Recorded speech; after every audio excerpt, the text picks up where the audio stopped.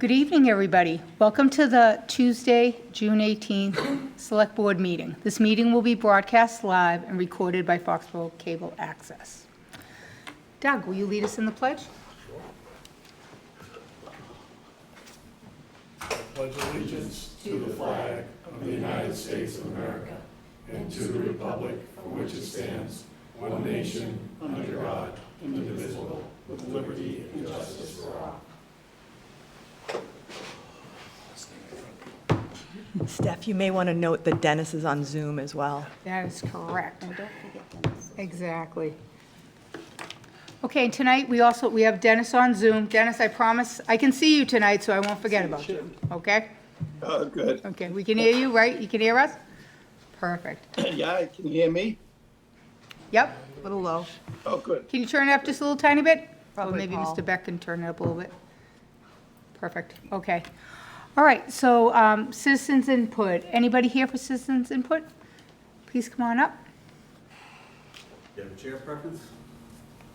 You can either sit there, you can go to the podium. Just start us off with your name and address. I'll sit here, thanks.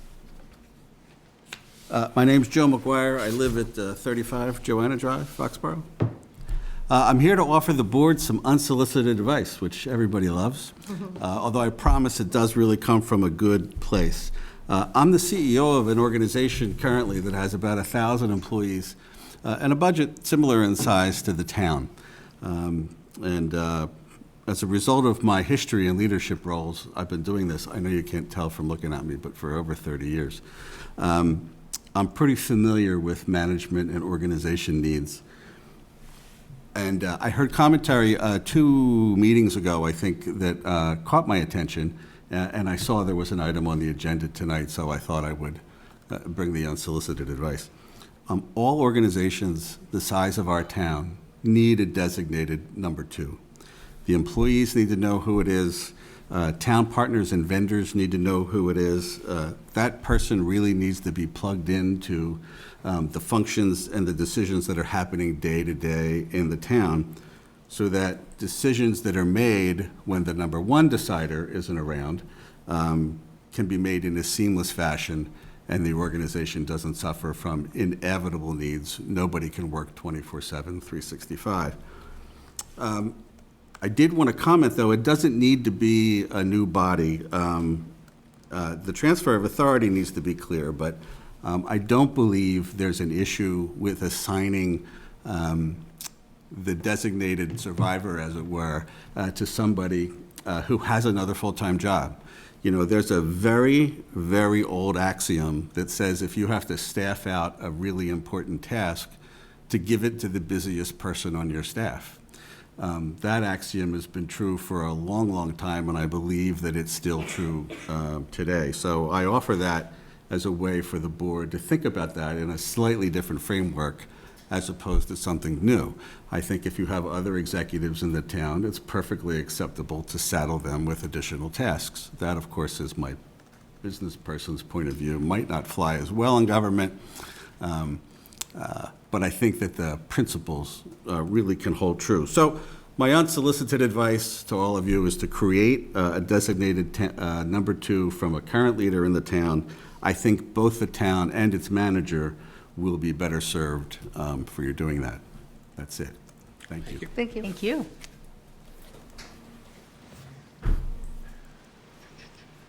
Okay. Anybody else? No? Katie, anybody home or anything? Anything coming? All right. Okay, so next up, we're going to introduce our new Director of Land Use, Catherine. Am I going to butcher this? Feerick? Am I saying it right? Yes. Ooh, look at me. All right. That's great. Most people butcher it wildly. I've gotten Friedrich, I've gotten Phaedrick, I've gotten all kinds of things. Hello, everybody. Welcome. Thank you so much. This is a great opportunity for me. Foxborough is obviously a very unique community, not just for Massachusetts, but anywhere. And it's close to home, so I'm pretty familiar with it just by nature of day-to-day activities. I am a resident still of Attleboro, where I worked for the last a little over 5 years.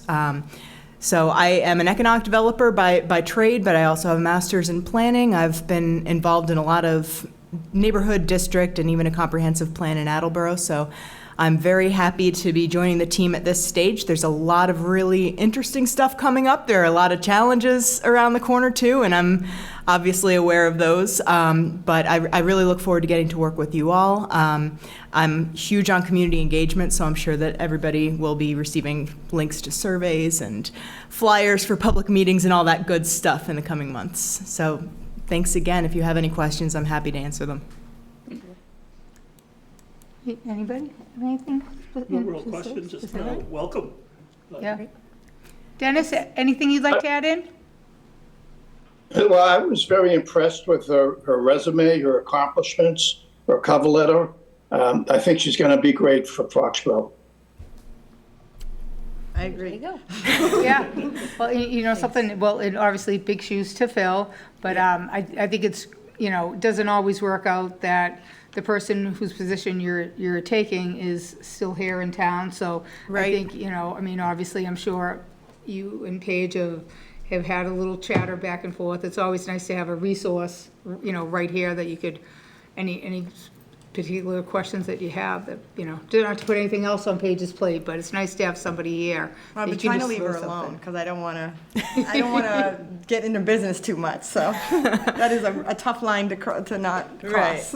Right, but the channels of communications, they're open, and I'm really excited to learn a little bit more about what has transpired in the recent past, the more distant past, and, you know, all that guidance that, as you say, you don't usually have coming into a position. Great. All right. Anybody else? Good luck. Yep, Thanks. welcome. Thank you all. Nice to have Take you. care. Coming in. Have a good evening. Good night.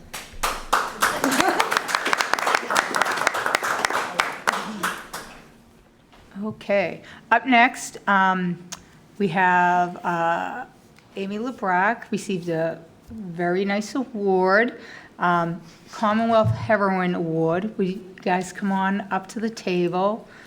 Obviously, tell us who you are, not that we don't know, but, and very excited to hear about the award. Yeah. Heather Harding, 14 North High Street. Amy LaBrache, 159 Mechanic. Jay Barrows, 370 Pratt Street, Mansfield. But I'm here to celebrate Foxborough. Right. For anyone who doesn't know what the Commonwealth Heroine Award is, I'm just going to read it so I don't mess it up. The Commonwealth Heroines are women who don't make the news, but make a difference in their community on a daily basis and make our cities and towns a better place to live. They use their time, talent, spirit, and enthusiasm to enrich the lives of others in their community. They are mentors, volunteers, and innovators who strive to protect and represent the interests of seniors, victims of violence, children, and other vulnerable populations.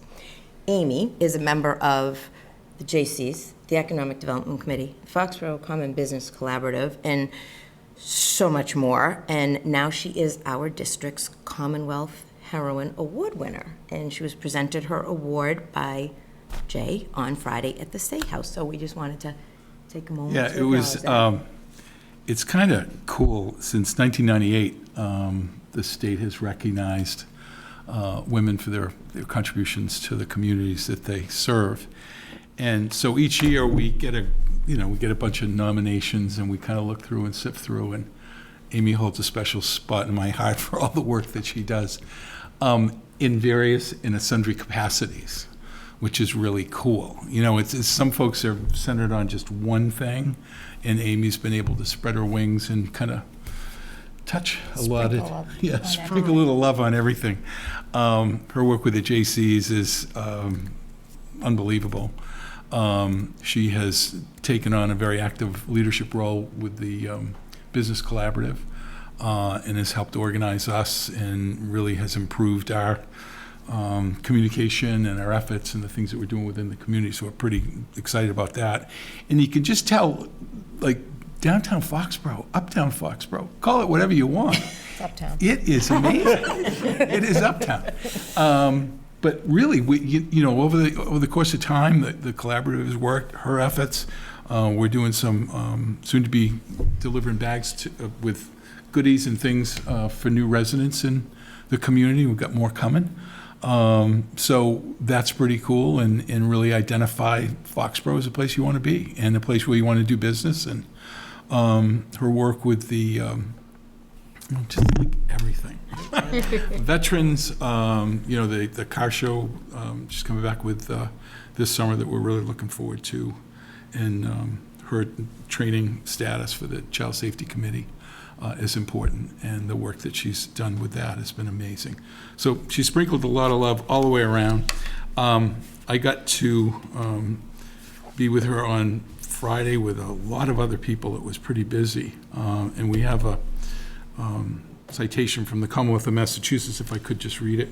The Commonwealth of Massachusetts House of Representatives, be it hereby known to all that the Massachusetts House of Representatives offers sincere congratulations to Amy in recognition of receiving the Commonwealth Heroine Award for your outstanding volunteer work in the town of Foxborough. The entire membership extends its very best wishes and expresses the hope for future good fortune and continued success in all endeavors. And it was given on the 14th day of June, 2024, signed by the Speaker, Ron Mariano, and yours truly, Jay Barrow. So once again, Amy, congratulations. Keep that in a safe place. Don't stop whatever you're doing. Keep going. We need you.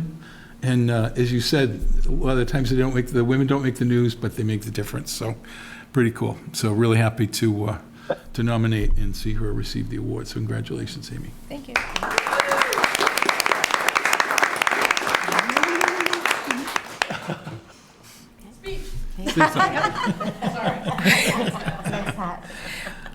Thank you very much. I'm very much not a public person. I don't like recognition. I appreciate everything, though. I love my town.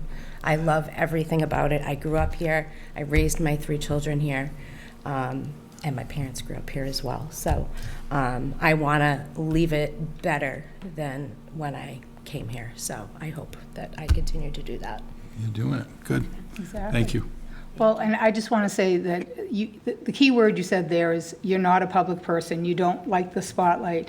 Usually, it's the people behind the scenes that are really just give their heart and soul into their community. And the fact that even though maybe this isn't something you were looking for, the fact that someone has been able to recognize you, I think that's a great thing. I think everybody in this town recognizes you. So the fact that you're now a heroine of the Commonwealth, I think that's fabulous. Thank you. So anybody else want to? Congratulations. Congratulations, Amy. Yeah. Dennis, you have anything? No, congratulations, Amy. You continue to let Dave Barrows look good. Thanks, Dennis. Thank you very much. Thank you. Congratulations.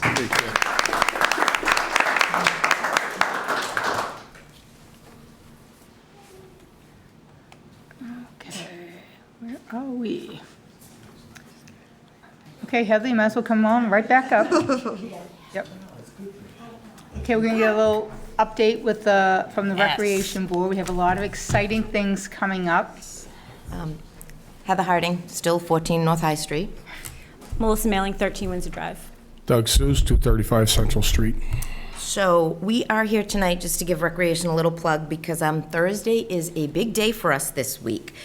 We start out with, after over 2 decades of service to the community as our Recreation Director, our now Selectman Deb Giardino retired, and to honor her, we built a pavilion, which we are naming the Debbie Giardino Pavilion.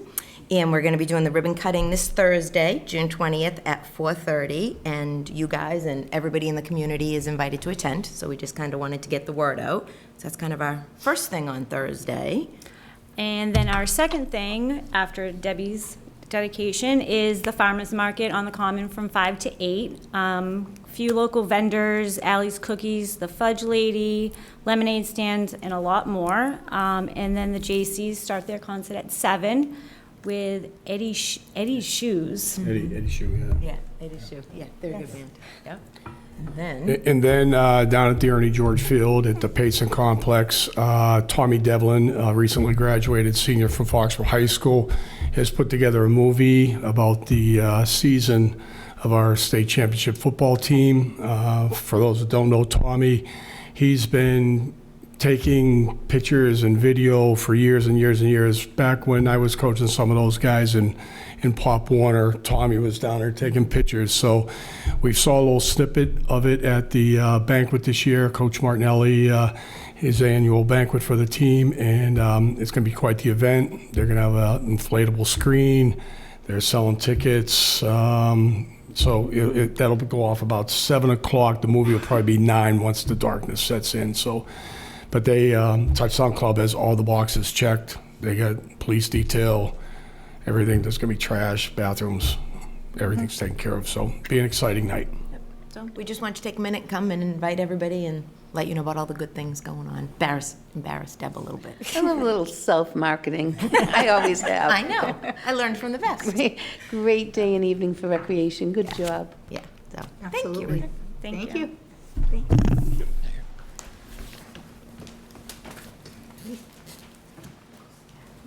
Okay, and next up, we're going to have a conversation about hiring of new town council.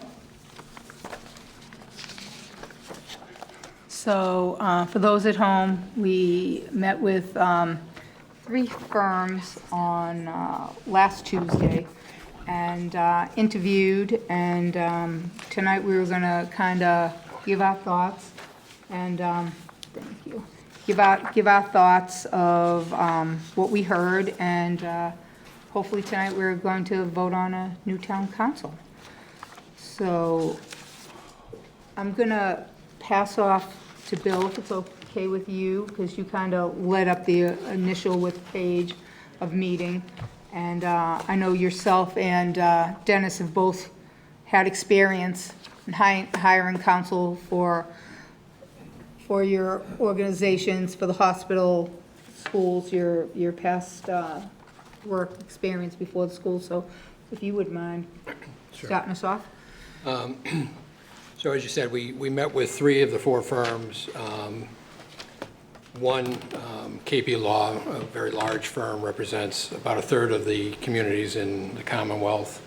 MTC and Harrington are the 2 others, very similar in size, similar in makeup, and local as well. So we really had 3 very strong groups to make a decision from, and quite honestly, it's really more, I think in the end, how do we feel which ones will best serve the community.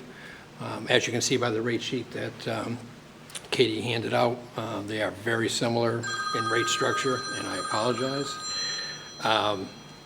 And so the pricing point of view is not going to be an issue. That way, there are different structures that we could take with any one of the 3, even though one really pushes, flat fee structure. The other 2 are pushing more of an hourly wage, but will go to a retainer flat fee structure if that's what we choose. So that really is something we can negotiate and make a decision on which way we want to go as we move forward here. But really, the decision I think right now is just which firm best will represent the community. So I'm kind of curious as to Dennis and Doc's opinion as well, but and also obviously hearing from Paige on how she feels it will tie in. Doc, you want to start? Yeah, I agree with Bill. I thought all 3 candidates were wonderful. They all had great presentations. I came out of there scratching my head wondering which of the 3. But ultimately, as we dig down, probably one of the kids, right? No, it's National Grid. The point is which one we think would be the best fit for Foxborough. I looked at the KP Law. I can be honest, I just thought, tell you the truth, they were big. I thought they were big. I think, in my mind, coming down to the other 2 smaller firms, I felt a little bit more comfortable with. And then they both had great presentations. I like the fact that, there was that one contact person for Foxborough for both of them. But I also like the fact that, and I apologize, I forgot her name with MTC. Lisa Mead. I was really impressed with her grasp of economic development and land use, which I think is going to be a big hurdle for this town going forward with MBTA communities and really not sure what's going on. I think, so and what would be best for Foxborough going forward. Now, they were also one of the ones that had flat fee, but again, that's something we could discuss later. They went either way with that. They just said that that's what they did more often. I'd like to look into that a little bit more and weigh, apples to apples with that. But aside from that, I'm leaning a little bit more towards MTC out of the two smaller ones.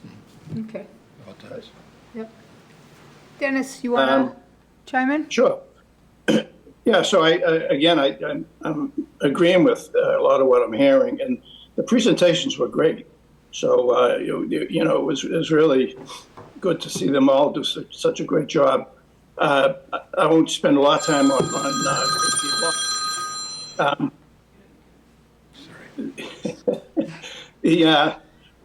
how can you not like Marc Rich? 35 years experience, great presentation, answered all the questions. He was alone. And one of the things with his proposal is the two co-backup counsel people, Attorney Fair and Attorney Murray, they're just not as seasoned, so, if you don't get Marc, you don't get the top of the shelf in terms of his proposal. I did think there was a little difference in his financial proposal. I did think it was higher, in terms of the hourly rate with an escalator, portal billing, in terms of out of the office billing and billing for paralegals. Those are differentiators with the other two proposals. But, I agree, they're big. And if you look at Foxborough's legal budget, whether it's labor or general town council, it's just not that big a budget. We don't need all they have to offer, basically. Harrington Heap, again, great presentation. Chris Brown, lead counsel, Chris Heap, backup counsel. The only thing I'd say with them as a differentiator is Chris Brown as the lead counsel. His background is primarily labor. So that's not what we're looking for at the moment. He does have background in procurement, construction, litigation, buildings. But if you look at his career, it's really been labor. And Chris Heap was the real generalist, bylaws, land use and zoning. So the depth of knowledge, I think, with the two key people is I didn't think was as strong as the other bidders. So although there are other people in the firm that are quite talented, Tom Harrington, who showed up, is town council for a number of towns. He just he wasn't in the proposal in that capacity here. So Chris, mostly labor or special counsel has been their background, so not town council. I think, as everyone said, cost was reasonable, same ballpark as MTC, but they were personable and presented well, which leads us to Mead, Talman, and Costa, MTC, Jason Talman, lead counsel, backup, attorneys Fedoroff and Winner. They have really deep, significant municipal law and litigation experience. Jason has significant town council experience, good depth of knowledge throughout the firm. One thing that I thought was really stood out with him is real strength in land use issues in zoning. We talked about MBTA. The MBTA has been one of the biggest challenges over the next year or two. Their answers on what you could do with this whole MBTA communities initiative, they were problem solving. Right during the presentation, they threw out 3 or 4 things that sounded interesting, I think, for the planning board. I think that set them apart because if you think of the next year or two, those are going to be the issues that occupy a lot of the time of both the town manager and the select board as we work through them. So just really, really strong. Jason lives in Norfolk. They also do business, town council business with Rentham. So a lot of synergy there. Okay. So I like Doc and Dennis, I kind of early put KP out of my decision-making. I thought maybe same thing, maybe they were a little too big for us. Or I shouldn't say too big for us, but bigger than we really need. And so I decided, I kind of put them off.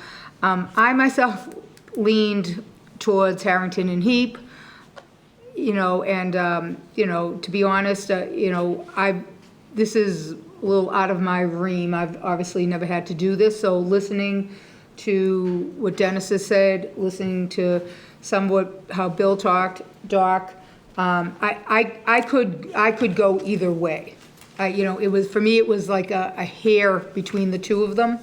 So, I did hear, Chris Heap also talked about land use, and,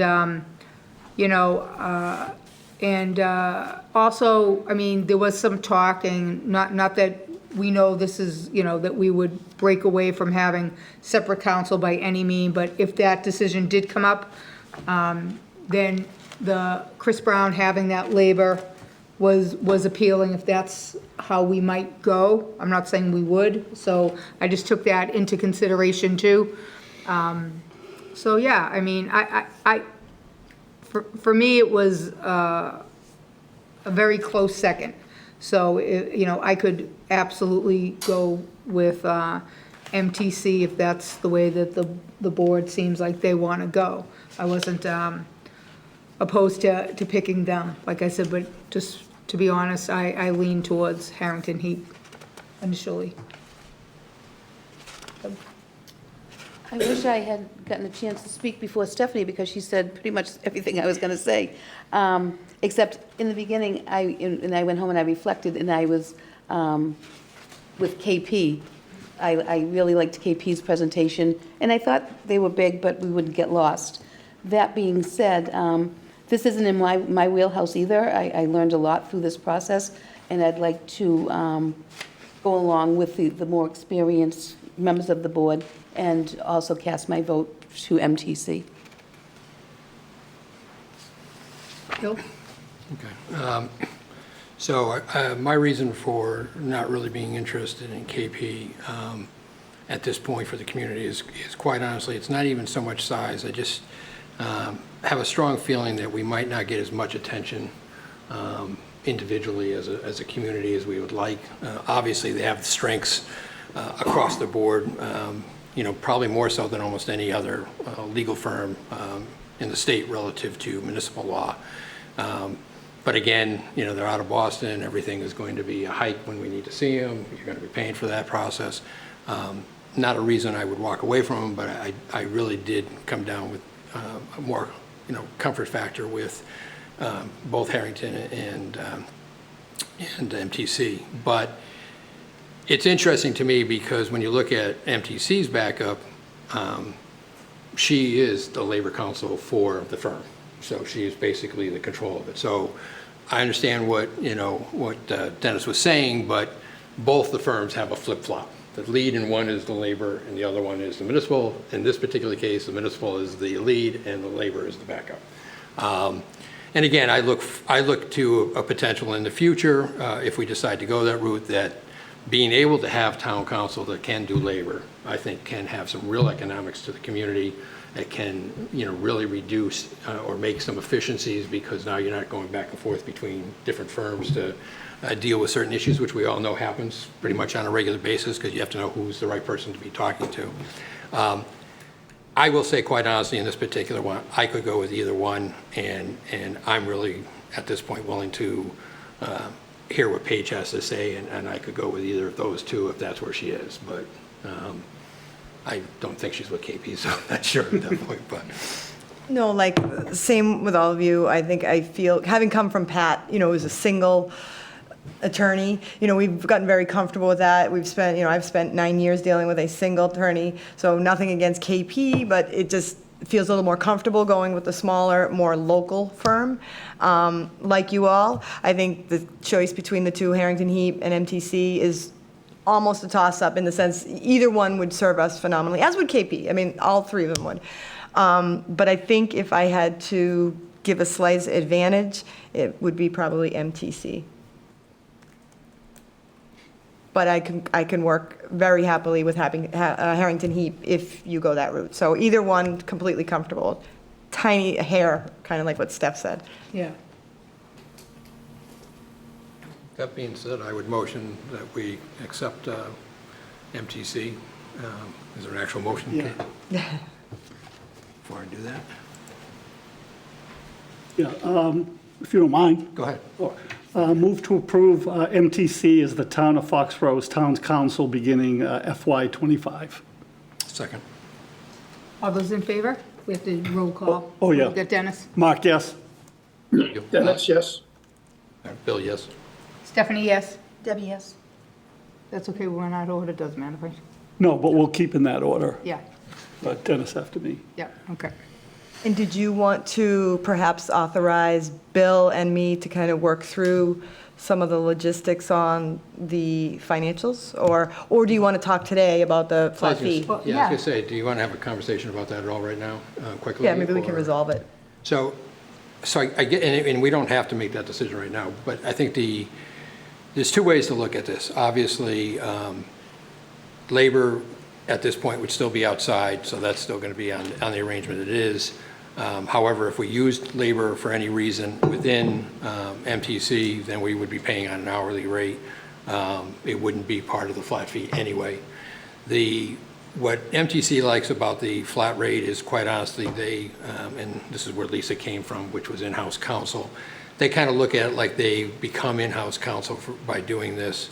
They think communities would be more likely to pick up the phone and make a call to them than somebody who's on an hourly rate.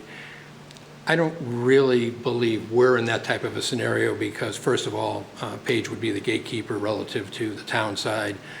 No matter how you did it, we wouldn't want people just calling. I think you get in trouble when you do that because then you don't know, first of all, what they're talking about and what the issues are. So that being the case, any of these flat fee things are really, they're developed based on what our budget is today. They know, they see. They're not stupid. So, they're kind of looking at that as what the starting point should be. To me, I always kind of feel comfortable with the hourly rate because you basically know what you're doing when you're doing it, and that's what you're paying for. Yes, you'll have swings in any given month where you might have more activity than another, and you will be that way, but that really doesn't, impact us whether we pay more one month and less the next month type of thing. So, and I really, none of them are going to negotiate a flat fee that intentionally is going to put them at risk. So that's why I kind of, feel that most communities would feel more comfortable, or, at least some communities would feel more comfortable with the hourly rate because then they, know it's based on what they're billed for, and we can look at bills and we know if it's reasonable as to what our interactions were with them. Okay, I'll chime in, I guess. I agree. I'm just one of those people, I like to, pay for what I'm getting. And, I'm sure if down the road, at some point, we wanted to change that, I'm sure we could do that with them. I think knowing with what we have going on, and maybe Paige, whether you'll concur, it seems that's been working with Pat. So it hasn't gotten us in trouble yet, so, yeah, no, right here, Paige, right. But, so I think an hourly rate is better for now, myself.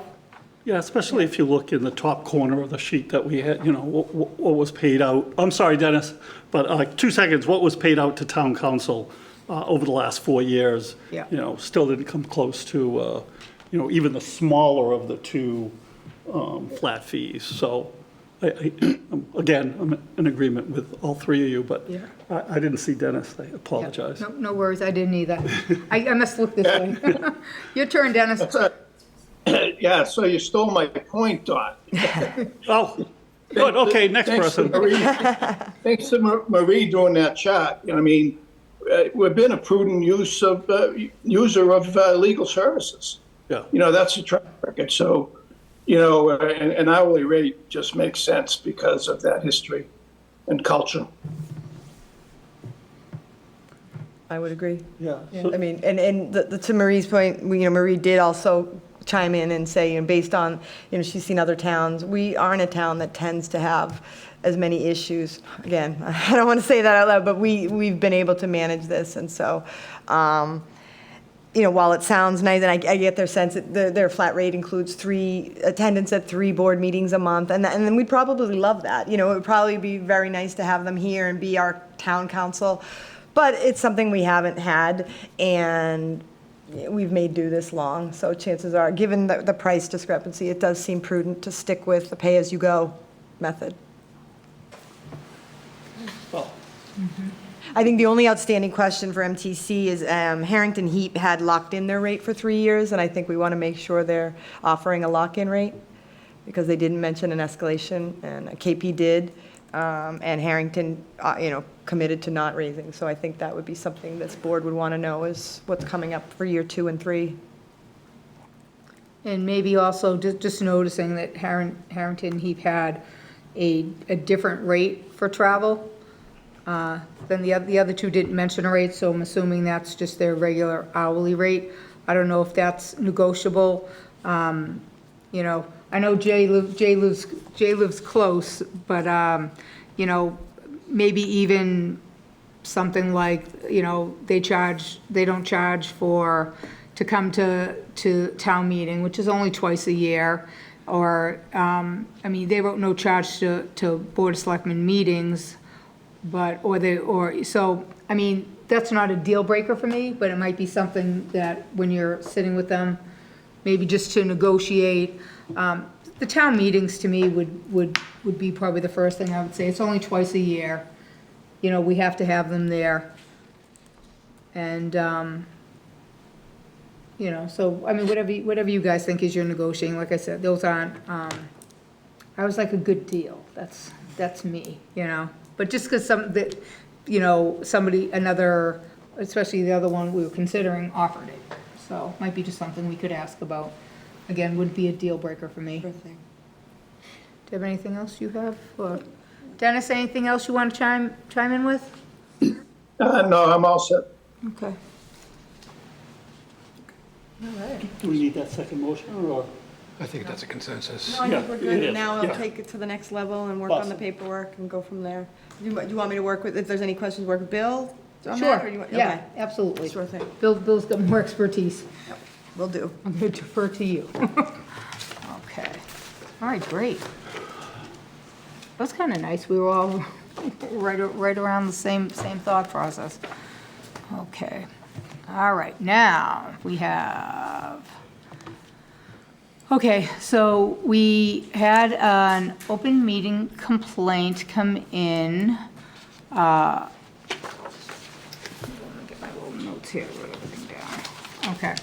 So, our pal, he's gonna love this because in one of the emails he sent to me, he said, thanks for the shout out, because I had mentioned him, not about, I don't know, I must have mentioned him the same night. So anyhow, Patriot Higgins, our friend from Alabama, who has caught us in a couple of tiny little infractions, made another open meeting law complaint, came into Bob, and it also goes to the AG's office. And so the complaint was at our June 4th meeting, when it's on our agenda again for tonight, but when we talked about the Director of Operations, it did not say underneath that there was going to be a possible vote. So before that meeting, Bill had talked to Town Council, and he said we absolutely could have a vote if it went that way, as long as we stayed on topic, which we did. And then, I'm sorry. Wait a minute. No, the complaint was May 21st. the 21st. I'm sorry. It came in on June 4th. I'm sorry. The complaint came in on June 4th. It was our May 21st meeting that the complaint was about. So since then, we reached out to Town Council, and he said that after watching the meeting And he still found that there was no merit to the complaint. So now that'll, he'll send that to the. We have to send something. We'll send something to the AG's office? Correct. Okay. Talk, how about how we resolve it Yeah. and/or if we don't agree, sort of our case. Yep, okay. So anyhow, town council said we were fine. Anybody, Doc, you weren't here that specific meeting, but you might have watched it. I did. I gotta be honest, though. I kind of agree with Mr. Higgins on that point. The fact that it wasn't listed on the agenda for someone like me that was away, and looking at the agenda and seeing that there was just a discussion allowed me to say, okay, when we come back, we'll further discuss and then vote. The fact that there was if it had said and possible vote, I would have contacted you. So I felt that it was a policy that I think we've always done here, of always including a possible vote if there's a possible vote. Now, I read I was, before I got Mr. Higgins' complaint, I was going to go to the Attorney General and ask the same question. Totally comfortable with Pat's explanation that it's not outside the open meeting law regulations due to the fact that it was a normal process. I just think that policy-wise, that's never been done before in my 8 years here, and maybe even further, that if there's a potential vote, that's not included on the agenda. And I would have made a few phone calls from Italy if I had known that. And then the vote itself, and then the two votes, the one to reconsider and the one to overturn it, I thought was a little disconcerting. And at the time, when I saw the meeting, I think it surprised Paige. If you look at the meeting, Paige was a little surprised that you guys were going forward with a vote also. So that's my 2 cents. I hope going forward, we don't make that mistake again. I think it's kind of important to let the community and anybody else know that there's a possible vote. Yeah, and for you, maybe, the only thing I will say, that isn't anything that the community would be involved in discussion. So I don't. No, I'm just saying, but Yeah. but knowing that there's a Yeah. vote, I think is Oh, important yeah. as part of the agenda. Yeah, yeah, and I think, I don't want to talk for Bill, I think the agenda was set first when he talked to Pat to find out about if there could be a vote, so I think that, so why don't I let you just talk about how. I think, Doc, I respect what you're saying here, but it's not a requirement, and at any point in time, if we have an item in front of us that we choose to vote on because something comes up, as long as it's on the subject item, we have the right to do that. So there's nothing illegal about it, there's nothing, improper about it. I agree with what you're saying. I think if you can give more notice, that's fine. But again, in this case, I would never have made that vote had I not talked to town council first. I basically had the conversation with him, explained what I was thinking, and quite honestly, he was the one who somewhat crafted the two votes, and that's what I presented. Well, the fact that there wasn't a need to vote that day, especially since we're coming back and discussing it again today anyway, with the thought that I was here. The thought, and I did hear in that meeting, all right, we're going to bring it back up when Doc was here. So I don't think there was necessarily a need to vote at that meeting either. The only reason I would respectfully disagree with you is because of the vote you took previously, you actually gave the town manager the authority to hire, and she could have hired before now. You had no come back to it. She had no requirement to come to you on anything, and she could have made that vote and put it in place. But she can do that now anyway. No, she can't, because it's been rescinded. Okay. And then once we all discuss it again, of course, it'll come back up. And, I think that was the intent. And obviously, I did say to Paige that, I want all of us here when we discuss it again. So the intent wasn't just for it to be like, okay, we've decided to go away. And for me, I had some feelings about it too, and I wasn't there for the first vote, which happens, you know. But you were zoomed in. No, I wasn't. I wasn't. She wasn't. She wasn't zoomed in. Was that the second Yeah, meeting you were away? I think so, I think so. Oh, actually, no, the first, I think it was the 9th. But just for point 2, as I watched it, I was a little shocked that you guys voted the way you did, because it just gave permission that the position was created. And as we had the discussion at the last meeting, or 2 meetings ago, Dennis didn't realize what you guys had voted on. You know, and I watched and I saw Seth kind of hesitating, and then, so as we talked about it, Dennis said, we didn't vote the position. I said, we did. So I think that's why we felt it was best just to make sure we just put the brakes on it, so we could, then, as all 5 board members were here. So I think that was the only intent. I think I was the only person that was at that meeting that's, currently on the select board. And I think there was, I don't want to go through that again because it was painful. But in my view is, all she was allowed to do was post a position. And that was it. And Paige, you can jump in, but that's my takeaway from that meeting. I was never going to fill I the think, position. I came to the meeting not knowing there was going to be a vote. I think that's something that, as a matter of practice, is not a bad thing to consider in the future.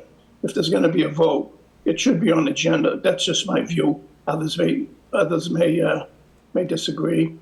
And I think we ended up in a good place by the end of the meeting, where we would reconsider the whole issue like we are tonight with everybody here. Exactly, and that was the only intent. And the only thing I would disagree with you is, and I'm not saying this, Paige said she wouldn't have, but she could have.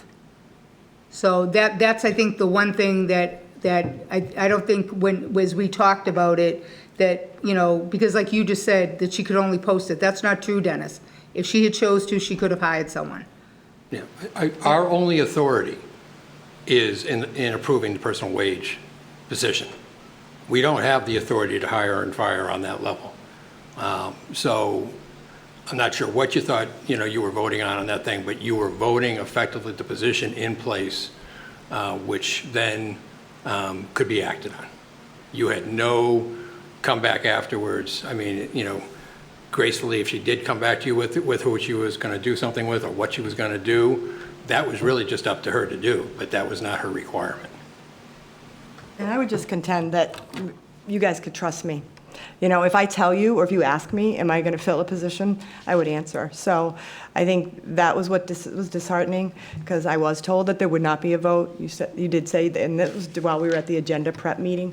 So it just, again, it's sort of water under the bridge now, but it certainly felt like a lack of trust, and I guess maybe you don't trust me, and that's a shame, and I'll earn your trust, but that's how it felt to me. And honestly, I could fill the assistant town manager position today. It's on the books. I could fill it today. I would never do that. So that's the trust I'm talking about. So I just would ask that, in the future, perhaps you speak to me and say, hey, can you hold off on this so the whole board can talk about it? And I would absolutely do that. I have no desire to run rogue or burn bridges here, and I want to work with this board. So I'll just leave it at that. Fair enough. So, Okay. We don't motion for, no, we're not motion. No, we don't have to take any action on that. Well, we Well, need we to do. We have to respond. Oh, do we need to take a vote about responding? You might as well just assign it to me. right. I'll do it. Okay. All right. Motion to authorize the town manager as a select board's designee to notify the Attorney General's office of the open meeting law complaint dated June 4th, 2024. Second. All those in favor? Aye. Roll call. Oh, Marc, yes. Dennis, yes. Bill, yes? Stephanie, yes. Debbie, yes. All right.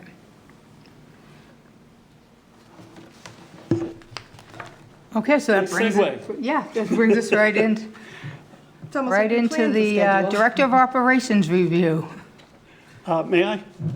Absolutely. All right. First, I'd like to say, Mr. McGuire stole a lot of my thunder, and a heck of a lot more eloquently than I would have said.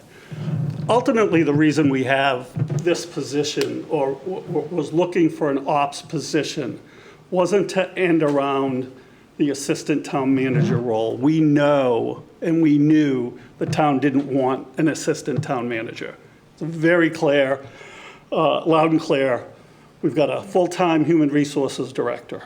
But, again, as Mr. McGuire said, the town really does need a number two. And it was shown the town needed a number two almost exactly a year ago when we lost our town manager and we lost our human resources director. And there was no line on where to go except for me at the time. And, you know, that an organization, a 90, close to $100 million organization should not have. We did a lot of talk on how we could get this role. Paige went through the personnel board to have it as a level 11 underneath an assistant town manager role. As an operations manager, someone maybe that, again, I'm going to refer to Mr. McGuire because you said it, same stuff I was going to say, you know, someone that's already in a senior role here in the community to take on the added responsibility of having, you know, knowing that they're the number two and somewhere to go. We as a town encourage vacation.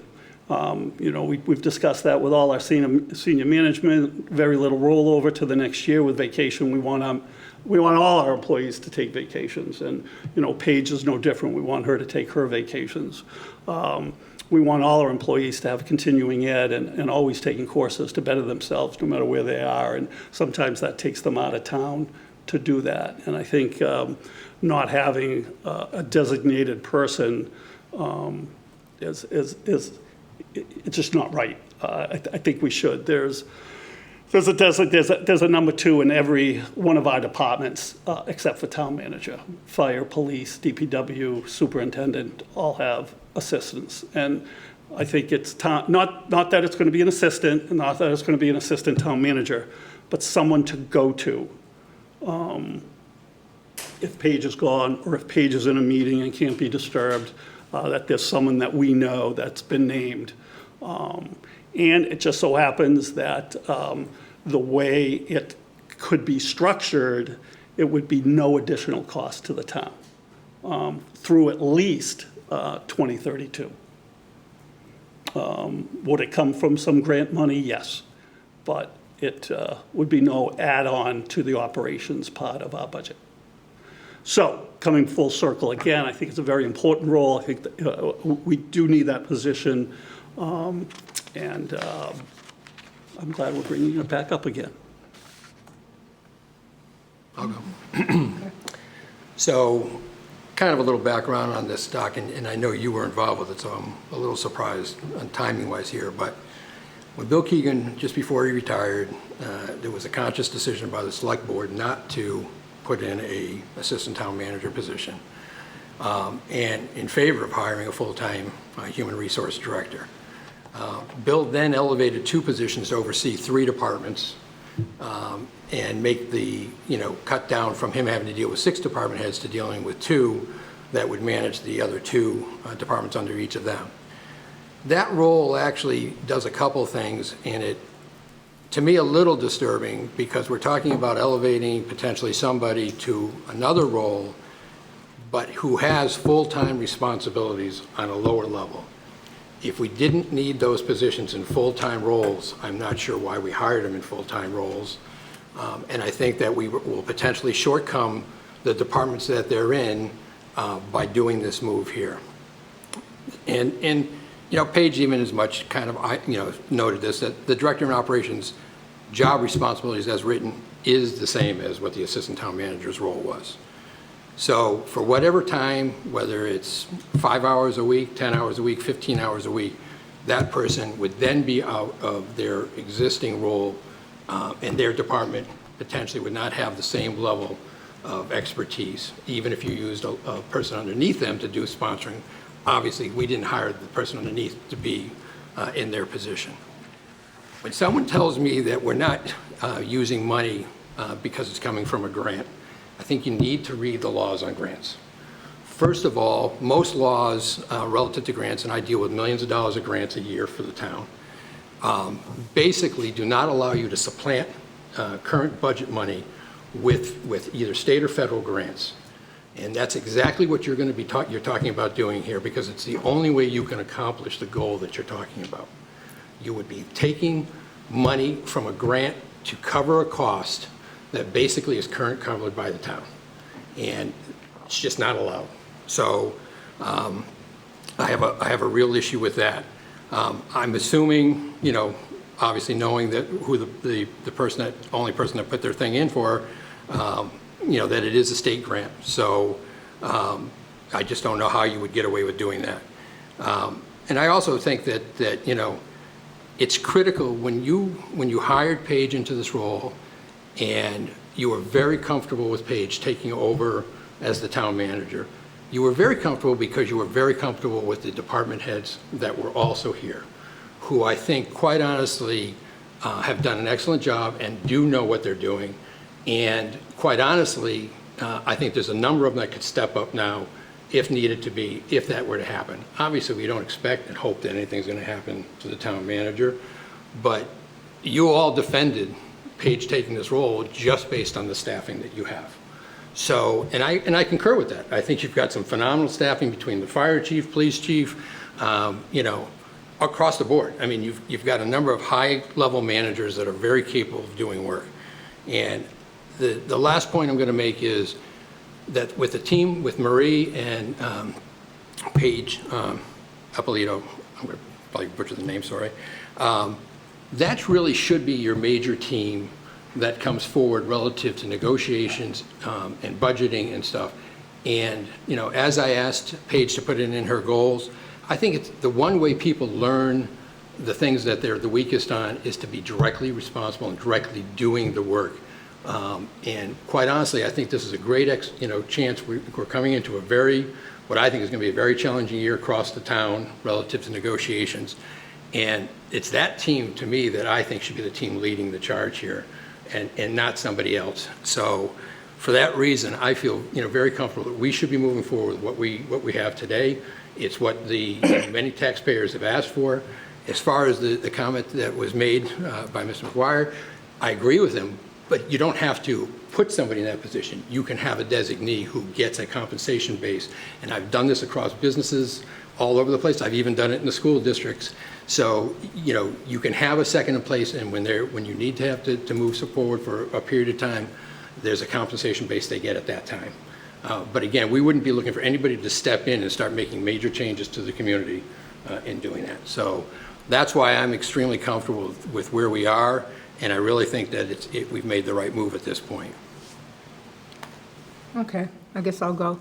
So if anyone's paid attention, I've been pretty clear for me, this has nothing to do with Paige. I've been pretty clear for the last 6 or 7 years, from being on this board to before on AdCom.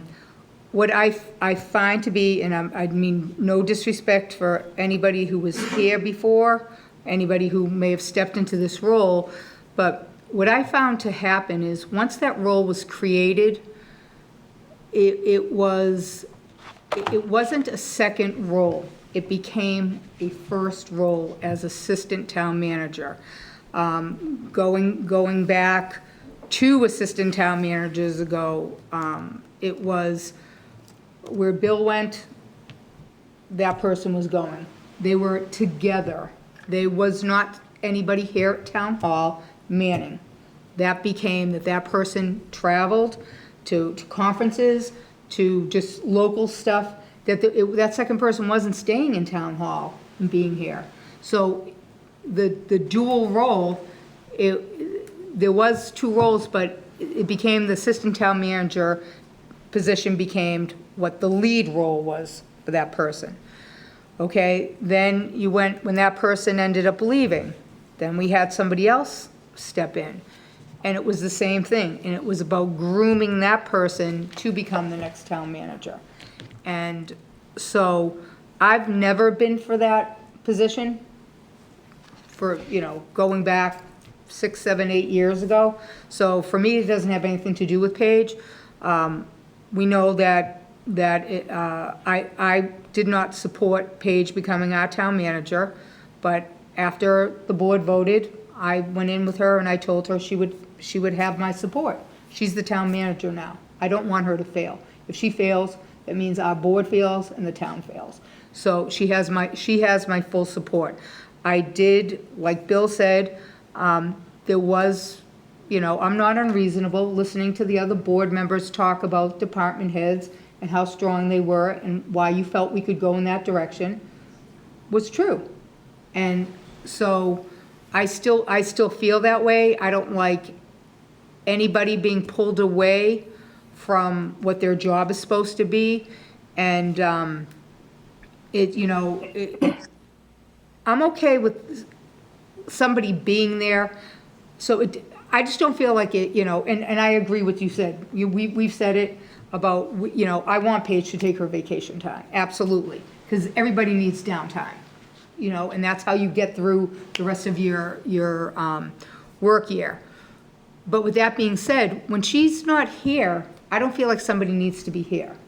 Somebody doesn't need to be in this building. So maybe there does need to be someone that, if there's an emergency, but I don't feel like somebody, and if it is somebody to go to, one of the chiefs, somebody else, whoever my designation, but I feel like once this position is created, that will take over. And this will be an assistant town manager, even though there's dual role, because I've seen that happen when we've had dual roles before. It's all of a sudden, it's not when Paige isn't here. It's, oh, there's a conference. It's town manager goes, assistant town manager goes, whether they're called that or not. So that, for me, is why I don't agree with the position. And I've never agreed with the position, so it has nothing to do with Paige at all.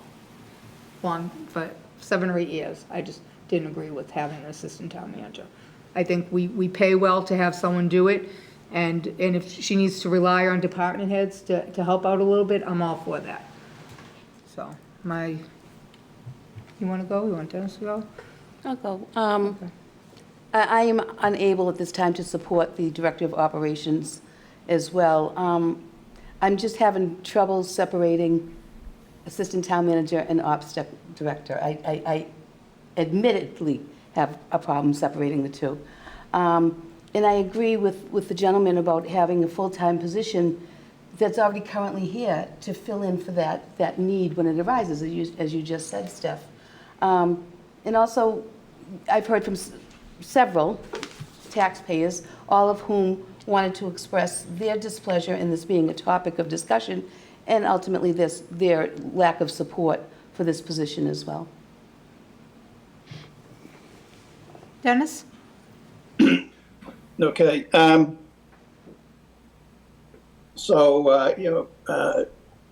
think, I have a lot of thoughts, but I think we're overstepping our role as a board and getting into an operational issue, that's not a policy issue. I think Paige has said she needs more help. I think she's been upfront with that. I think she's created a way of doing it without expense.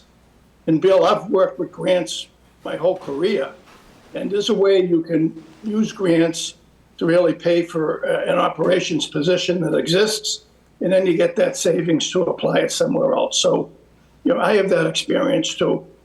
So I think so a good example with the town council's interviews where, Marc Craig was taking notes and everything, and he's one example of somebody that could step up into this kind of role. I think we should eliminate the position in assistant town manager position in the budget, take it right out of position control, because that can't exist without us approving it. And I do trust Paige that she won't do it, but it can't exist without us approving it. And the fact that it's in the budget, I think, kind of creates a rub. So those are just some of my thoughts. I think she's found a way of doing it, and it's within the budget.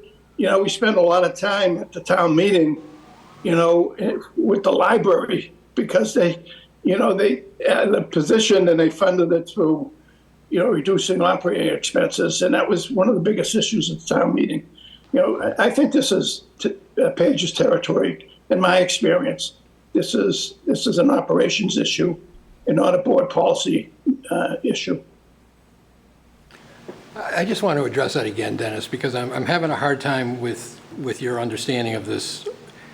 If it's in the personnel wage bylaw, that was your say. That was your only say.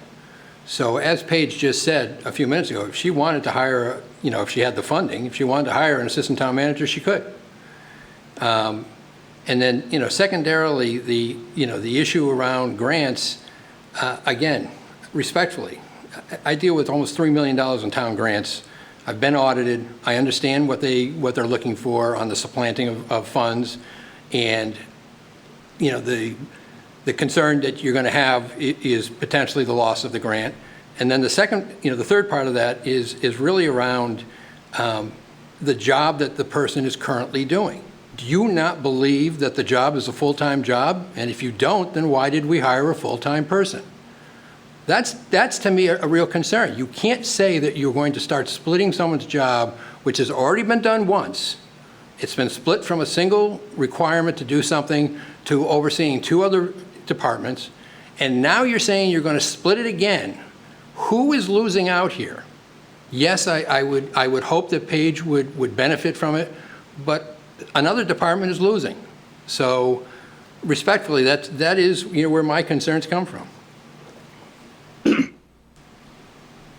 Well, I believe with what the gentleman said, if you want to get something done, give it to a busy person. That's been my experience.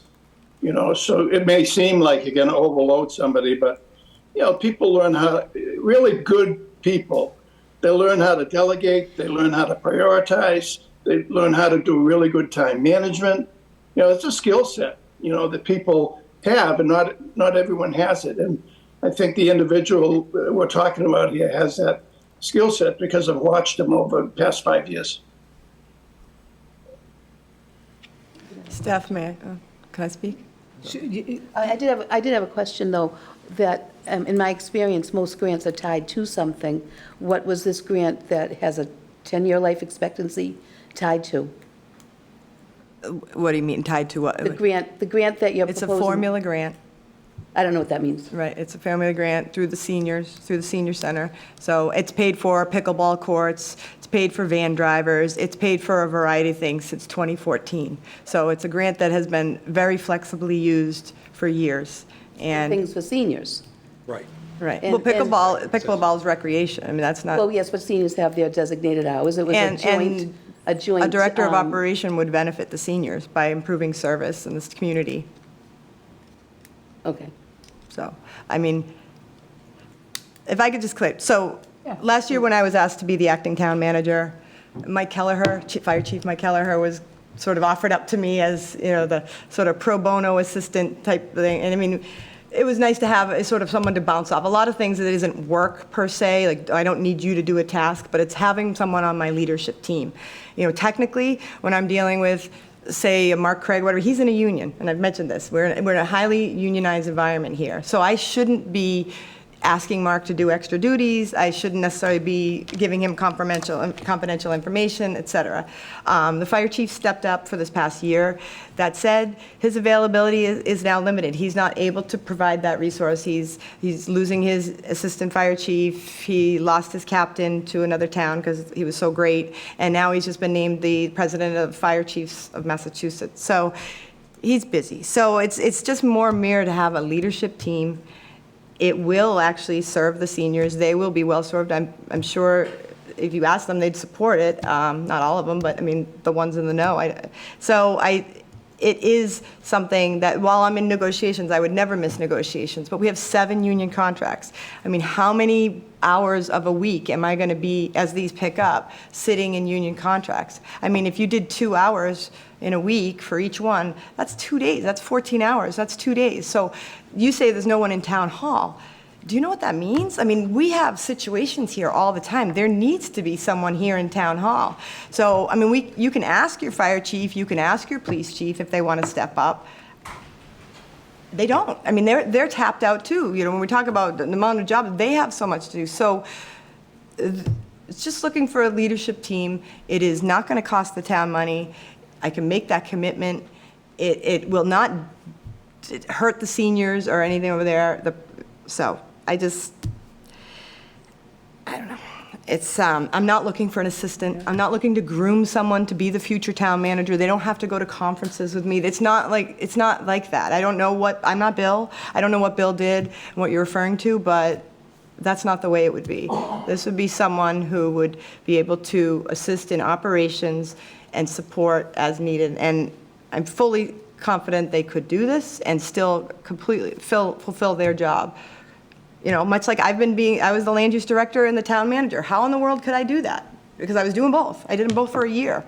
I did it. I managed it. We manage. So, but I just don't think we want, you know, you, staff, or you, when like Doc did, you know, running the town for a month. And I just know that I could use someone else to bounce things off on, to work with, to collaborate, to support me in my efforts. I want to be strategic. I don't want to spend the day chasing task to task, putting out fires, and that's what I have to do. It's my job. But we want to be strategic. We want to be looking down the road and doing things that are going to benefit the community in the long run. Putting out little silly fires that arise every day isn't getting the long-term goals done. So I would contend that this is a win-win for the town. It will not cost the town money. It will benefit the community. And like I said, I'm committed to that if it were not to, and again, it's a trust thing, but I am not, you know, if the funding didn't work out, if the formula grant for some reason, because we do have to go through Marie and do all the things, and I haven't taken it that far. I was never filling this position without the board's okay. But we remember, if you recall, we wanted to advertise it to sort of see what was going on, and that's what we did. But Marie's also still has to be in the factor, so there are steps to be done. I'm disheartened by the lack of trust, and I'm also disheartened by just the lack of awareness of the situation or whatever's going on here. Because I don't think it's about me. I don't even think it's about the job. I think it's really about, I don't know what. But it's disheartening. And I'm telling you that the town would be better served in this situation. But I feel like the writing is on the wall, so I will stop. Okay. I mean, fair enough. I mean, the only thing I would answer back with that is, you know, word around town was who you had in mind. You know, I mean, so while you say it's disheartening, I don't feel like I ever mistrusted you. So I can just say that for me. Whether you believe it or not, that's up to you. But word was around town already. I was in Aruba and I was hearing who this position was being groomed for and ever. So I just think maybe it just, you know, and truth be told, you know, you're on vacation and, you know, we're finding out that somebody is drawing up the questions for us, or somebody's here watching the interviews when you were going to watch them yourself. So I see somebody pulled away from where they should be instead of here just, you know, for 3 to 4 hours listening to the interviews.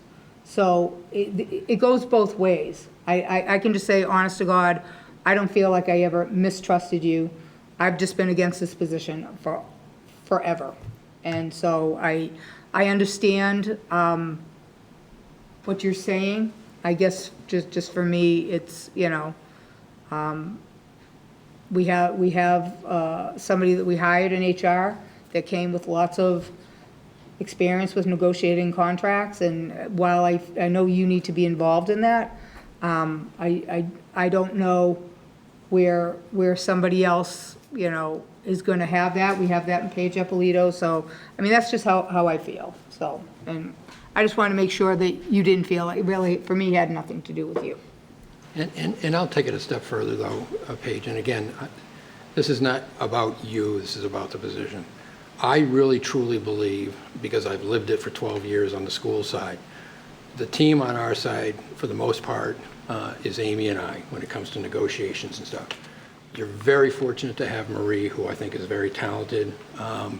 And that's really where your first team bench should go to. She has the biggest knowledge of how the town is operating from a financial point of view. If you're not leaning on her, it's a big mistake. You should be. You should be almost tied at the hip with her. You know, Amy and I and Deb Spinelli before that and I, basically it was because we balanced each other. And that's all I'm saying. I think if you use some of the team pieces that you currently have, A, you're supporting them being able to take over when you're not around. But B, they are the key people within the town right now that should be that bench for you. And I think it's a mistake that if we don't use them. So that's where I'm coming from. Doc, you have anything else you Well, want to add? yeah, I mean, just Circled around one- a little bit? Yeah, I think using the term grooming someone versus someone who's a good fit is I think, it's two different terms. I don't think anyone's grooming anybody for this job, but there is someone in this community in a leadership role that would be perfect for this position. Not police, not fire, not superintendent, but someone who's willing to take on this role. So I don't think anyone's being groomed. Again, we're trying to separate the past from, where we are going forward now. There were certainly groomings that were going on in the past, but I don't think that's the case. No? Yeah. And with that being said, there's an awful lot that's gonna be going on down the street soon too. So, I mean, there's a lot of, What do you mean? down at 76 Main, that is Yeah. gonna require a lot of attention, so. I know we're pussyfooting around saying a name and so for me, I'll leave it at that. I don't wanna call out anybody or whatever. Dennis, you got anything else? No, I think I've made my case clearly from my perspective. Okay.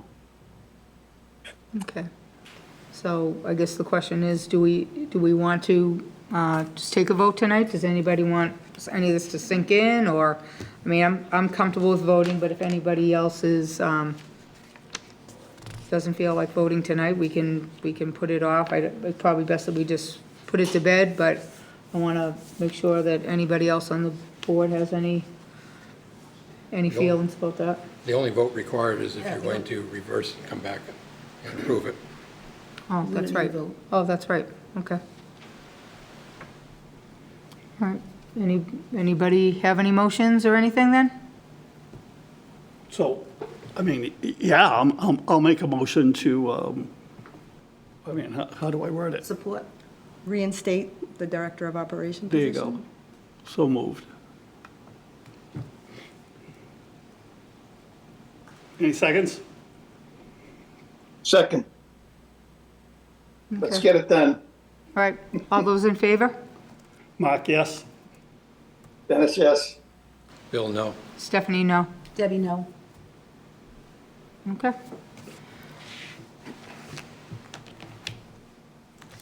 Okay, so where are we now? Oh, that brought us right into the, I must have had it on my mind, about the community center. Okay. Oh, wait a minute, am I going out? I'm going out of order, I'm sorry. No, we have, okay, Common Vic, yep, Common Vic and Entertainment License so John, you're here? You guys, is this separate? We have the management team, right, so Okay. this is Krishivaa. Okay. and then- Hi. Hi, this is Jimmy Patel. Jimmy. I don't want to mess this up. Param Patel and Vicky Jadav. This is your management team for Krishivaa. Okay. And this is the old Red Snapper, Stone Forge, and we're hoping an Indian restaurant. So this is the menu. Katie was kind enough to upload the menu as well to the portal, but this is what it's going to look like. you.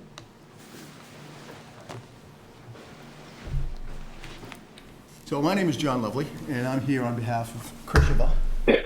I would describe this as a labor of love. It's been a long time coming, and Jimmy got involved in the last 3-4 months to get a restaurant going up there again, and has been working very closely with the Ambrosia team that has been in place.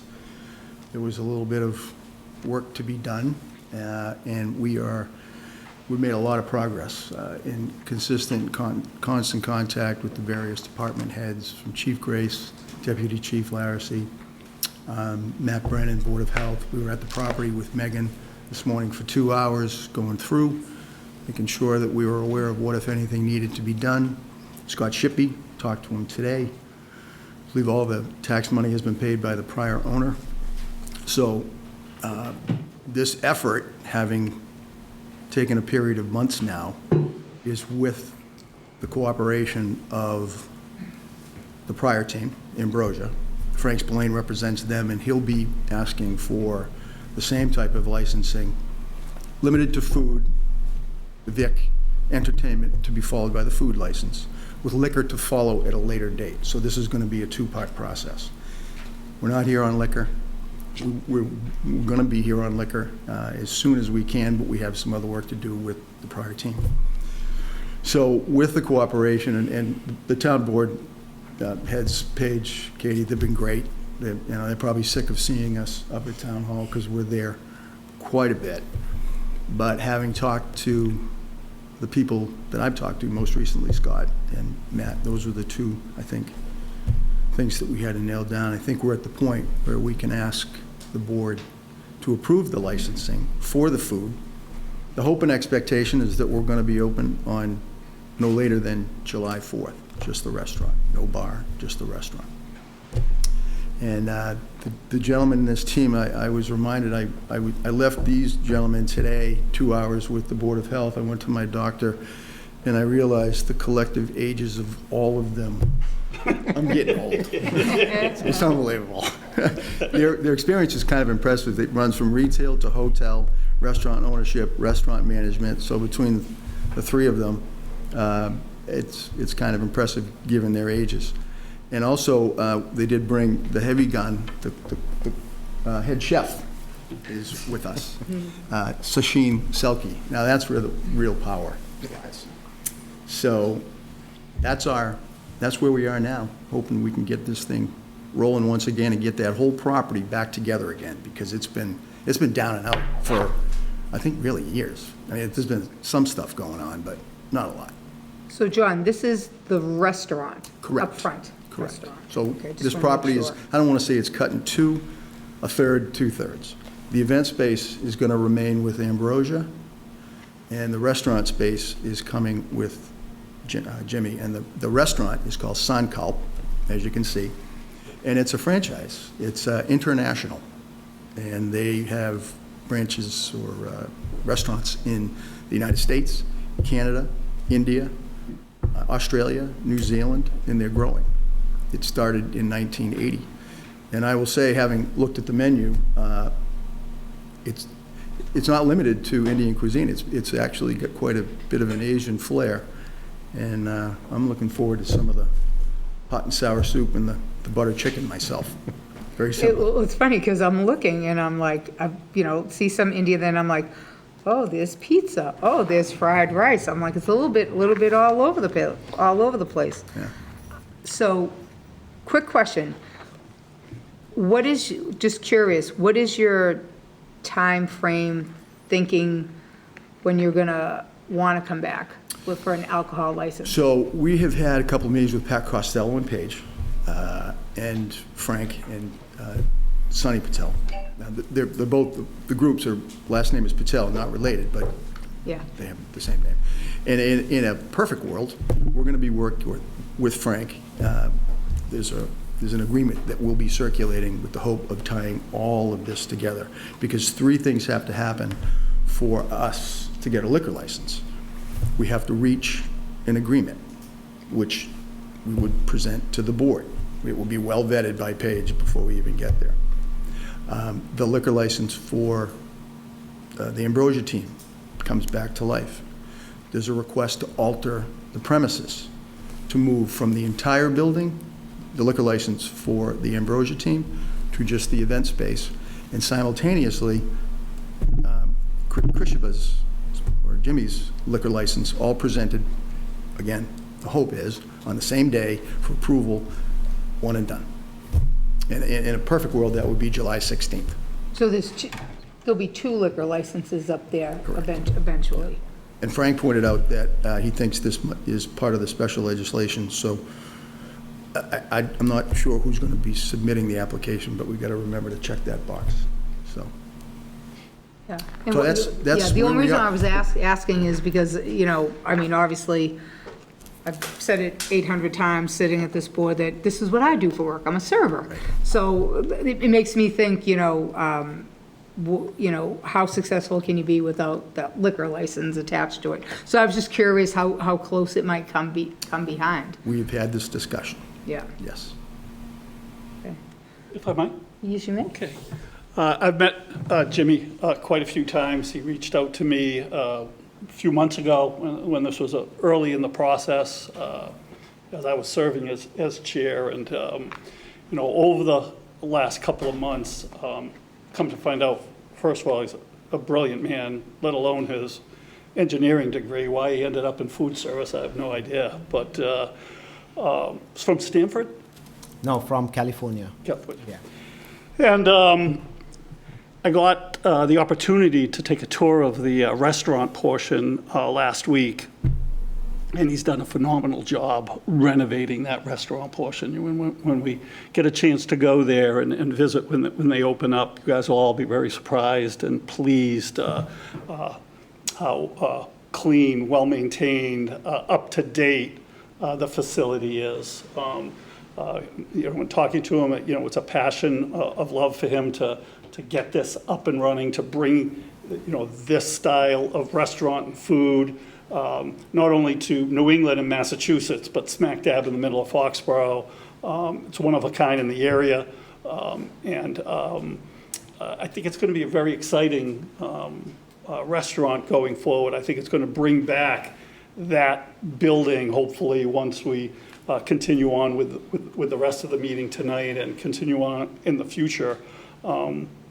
That's going to be a great showpiece again, like it was for a lot of us, 20 years ago. So I'm very encouraged. I'm very happy to see where he and his staff, because I've met his brother and his staff before too, where they're going to bring that restaurant. And they got because it is a small chain, they've got a great following. So I think it could potentially, even without a liquor license, be quite a hit right from the start. Deb, Dennis, you have anything you want to say or ask? No, I wish you well. Wish you really good fortune. I echo what Doc was saying. It sounds like it's going to be unique enough that it can really attract a good following. So as far as the town's concerned, have they checked all the boxes at this point, so we have no issues Yes. open? Yes. With respect to Comm and Vic, yes. Yeah. Well, In fairness, is there any concern that they would not qualify for a liquor license in fairness? No, we're right there. okay. Which is nice to hear, because I know Dennis and Doc will know, this property's been before us a number of times, and, the first time I had a lot of compassion, because, it was right after COVID, and we know how hard, and what that did to a lot of establishments, and then somewhere down the road, as we kept giving another chance, everything kind of fell apart. So I'll be honest with you, for me to hear, and the fact that Doc has seen it, like, I love this, because, it broke my heart to hear of restaurants that we've all gone to for years, and just, all it took was that year of COVID just to kind of trash everything for a lot of people.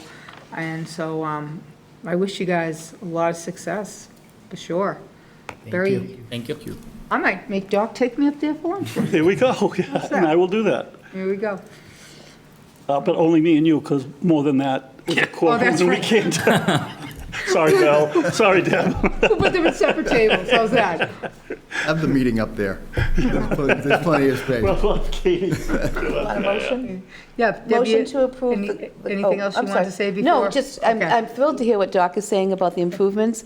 That was a place back in the day that it had its place in our lives, in our history of people who have lived here for a long time. And like Steph said, it's sad. I went by there today and I called a friend and I said, oh my God, they have a new sign up. They're changing their name. Not putting the how do you say it? Sankalp together with this one. I hope you do something with the parking lot. It looks like crap up there. The parking lot. We'll make it look pretty Yeah. for you. Just for you. I did see you had mulch. See, I go by a lot for some reason. I'm always going by there. Yeah, good luck. And I like to hear about the improvements. I can't wait to see them. Thank you. Thank you. Sure. Okay, Deb? Motion to approve the common victicular application for Krishivaa Incorporated DBA Sankalp Restaurant at 2 Washington Street. Second. All those in favor? Mark, yes. Dennis, yes. Bill, yes. Stephanie, yes. Debbie, yes. Okay. All right. great. Do we need to take? No. What about the entertainment portion? Oh, that's right. Oh, Yep. Yeah. Gotta do this first. Yeah. John. Go ahead. Oh, The motion? motion to approve the entertainment application for Krishivaa Incorporated doing business as Sankalp Restaurant at 2 Washington Street. Second. All those in favor? Mark, yes. Dennis, yes. Bill, yes. Stephanie, yes. Debbie, yes. Awesome. Great. Okay. Congratulations. Thank you all. so much. Good luck. Very well. Thank you. Looking forward. Do you want your menu back? Yeah, They these are, look expensive. They look pricey. Thank you. I was going to say, those Now menus you go to are- the Board of Health, right? Congratulations. Good luck. Yeah, Appreciate your help. you're welcome. Jimmy, Board of Health next. Yeah. Have a good night. Oh my gosh, thank you. See you later. Okay, second half up. Mr. Spillane. Good evening. Attorney Frank Spillane here with Sunny Patel. We're here with a request for a common victualers and entertainment license application for Nirvi, Inc., doing business as Ambrosia. Again, at the same location, 2 Washington Street. This is the function part of that building. What you just approved was the restaurant part. When the renewal came up this past year for both the common vic and the license, this board at that time declined to renew it. And of course, the liquor license was appealed up to the ABCC, where it's still at. A hearing was heard, but no decision has come forward.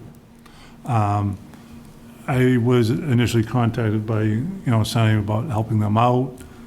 I talked with the acting town manager at the time, and advised him, you just gotta go through the ABC and get all your ducks in a row. They did, they came back to me, I told them I'd help them out. They have been working with the town diligently in getting all the issues that were at that building. They just weren't license related. There were Board of Health issues, fire, some police issues. So they've been working with everybody, including the building department, and going through both the restaurant part of it and the function hall part of it to get all the issues resolved. We met a few times with Pat Costello, the town manager, with regard to it, trying to get a list of all the issues that we had to address before we even filed, just for the common vic. Last time we met with them, it was agreed that we would file for the common vic so they could get opened, both the restaurant part and the function hall part, for doing business. Currently, we're still working through a settlement with regard to the liquor license. Again, we're not here for that. We hope to be back in July, hopefully, with that all resolved, as Attorney Lovely indicated. But right now, they would like to try to get open, get some functions scheduled, because right now they have nothing, and it takes time to get these things scheduled going forward.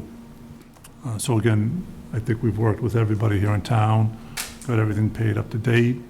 They're going to stay current on that, and when we come back with the settlement, there'll be some conditions that the town's going to wish to put on the liquor license for their license only, I'm assuming, for Nirvi Inc. doing business as Ambrosia again at that time. But right now, we're just asking for a common vic and entertainment license. So Frank, am I understanding, though, they wouldn't be able to open because it's kind of hard to do a function hall without a liquor license?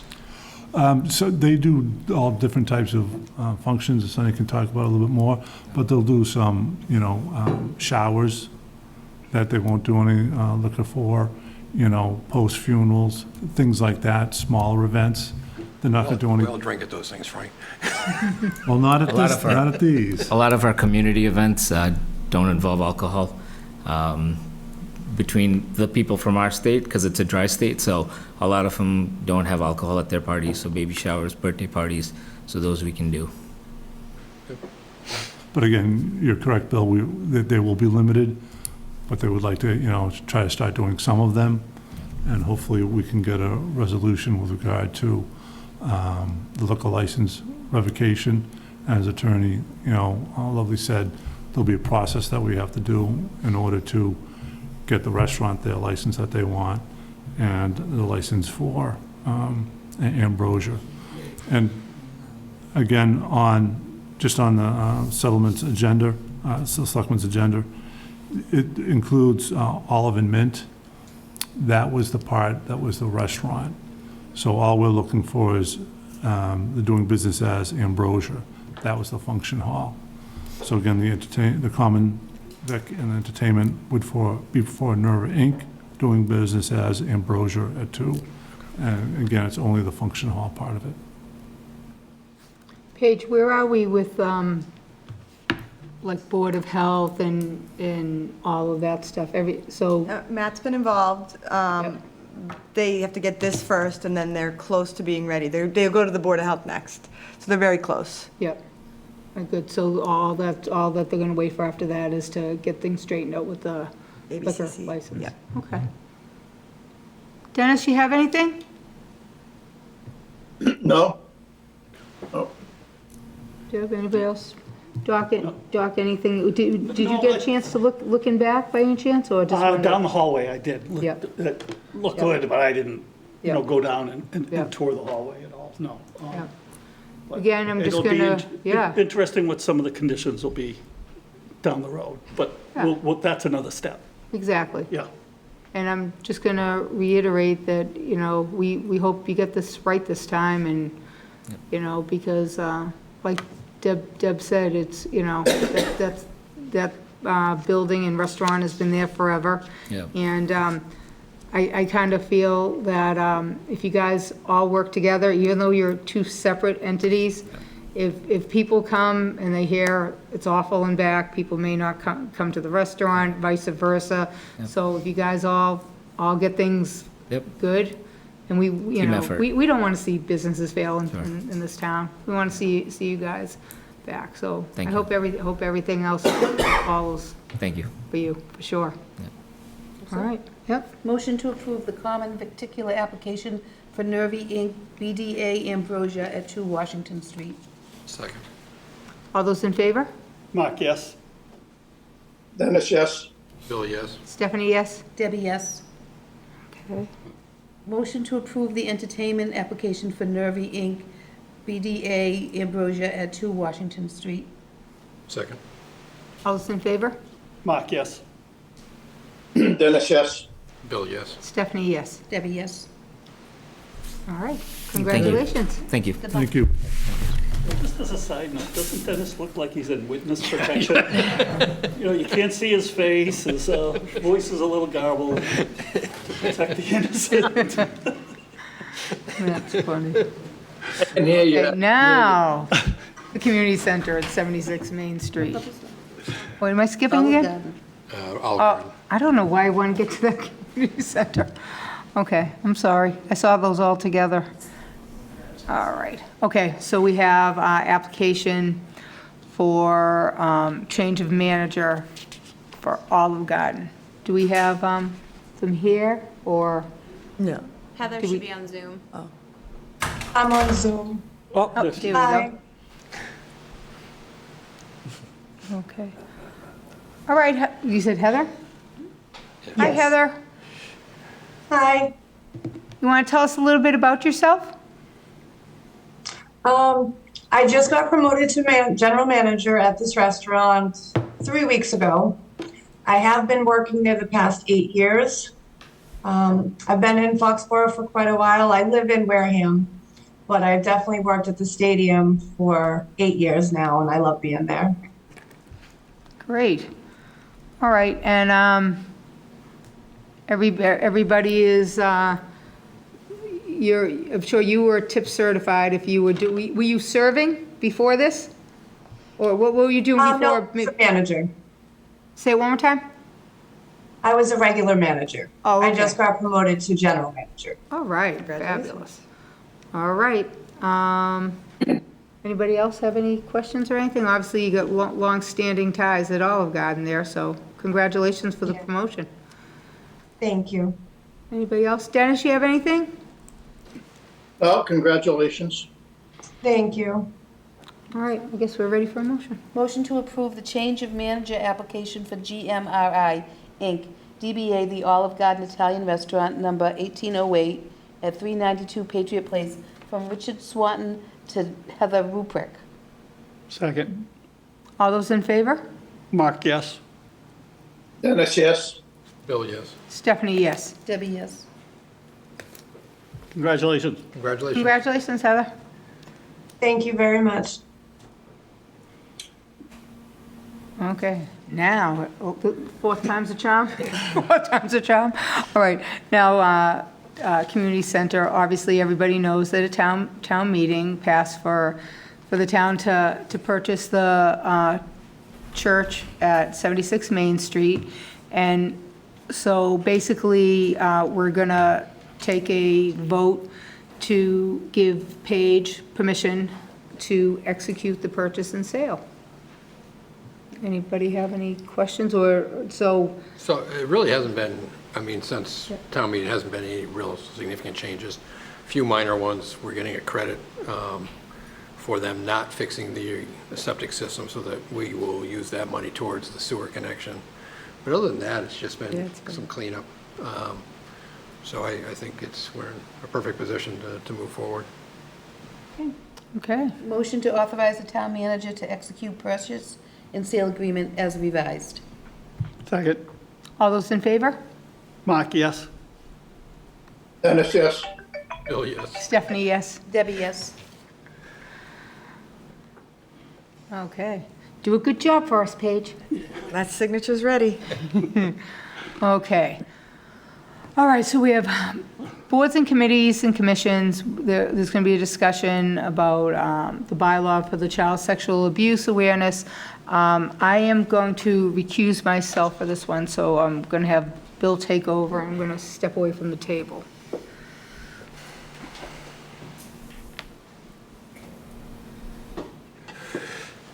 So at the last meeting, we discussed, Jim DeBellis came forward with comments relative to the bylaw as it had been drafted.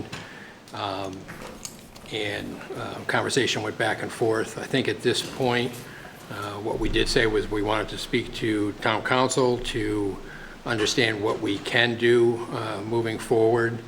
There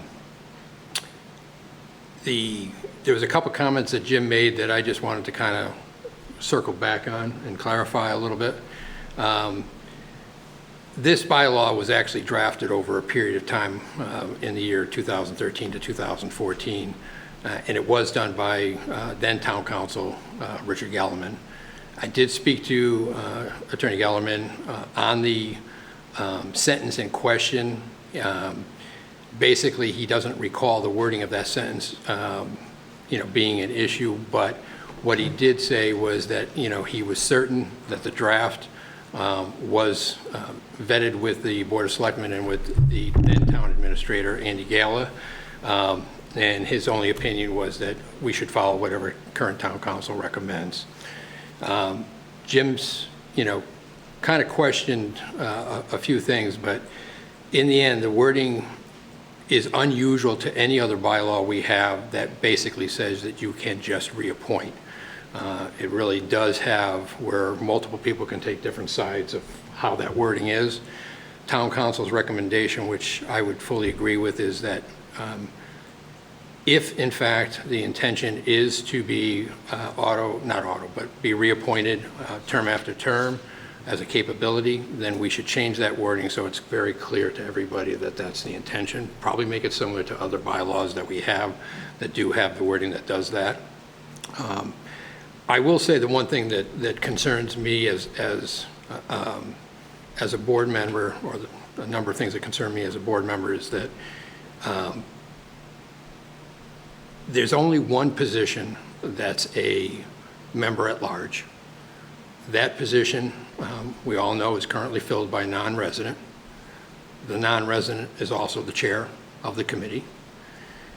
By reappointing this position now, we are locking it for 3 more years, where again, no resident, will be sitting on this board other than people that are dictated by the bylaw itself, representing, specific committees.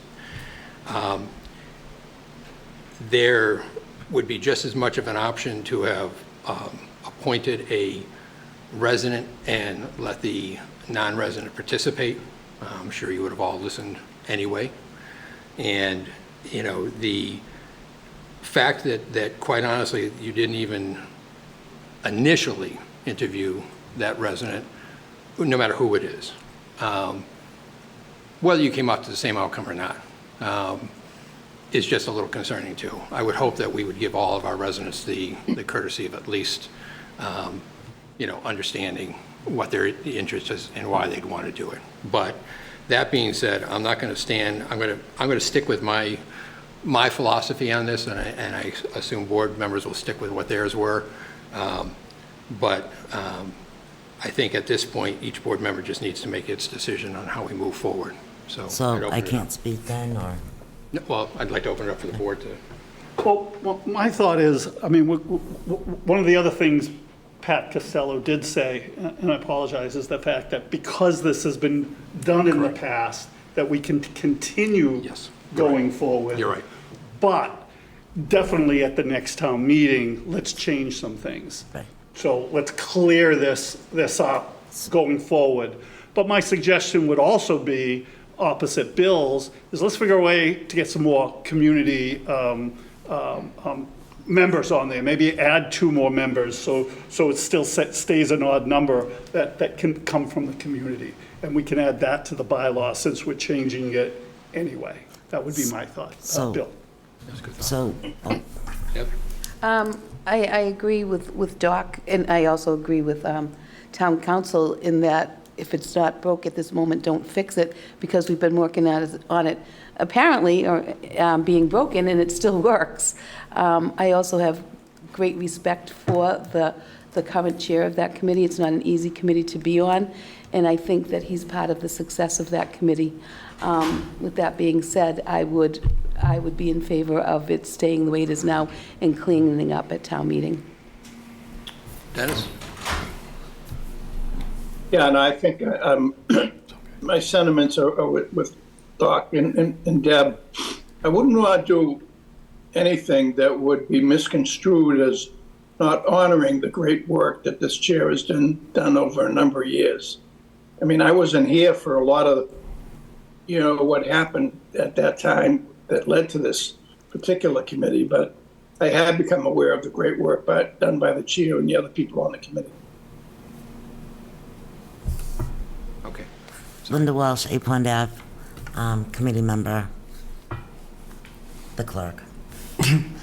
So we met, and we, as a group, decided that because Jim was the initiator, with some help of the bylaw itself, we'd like to take the next couple months and go over the bylaw, add at least 2 more at-large people so that they can be filled with people who want to.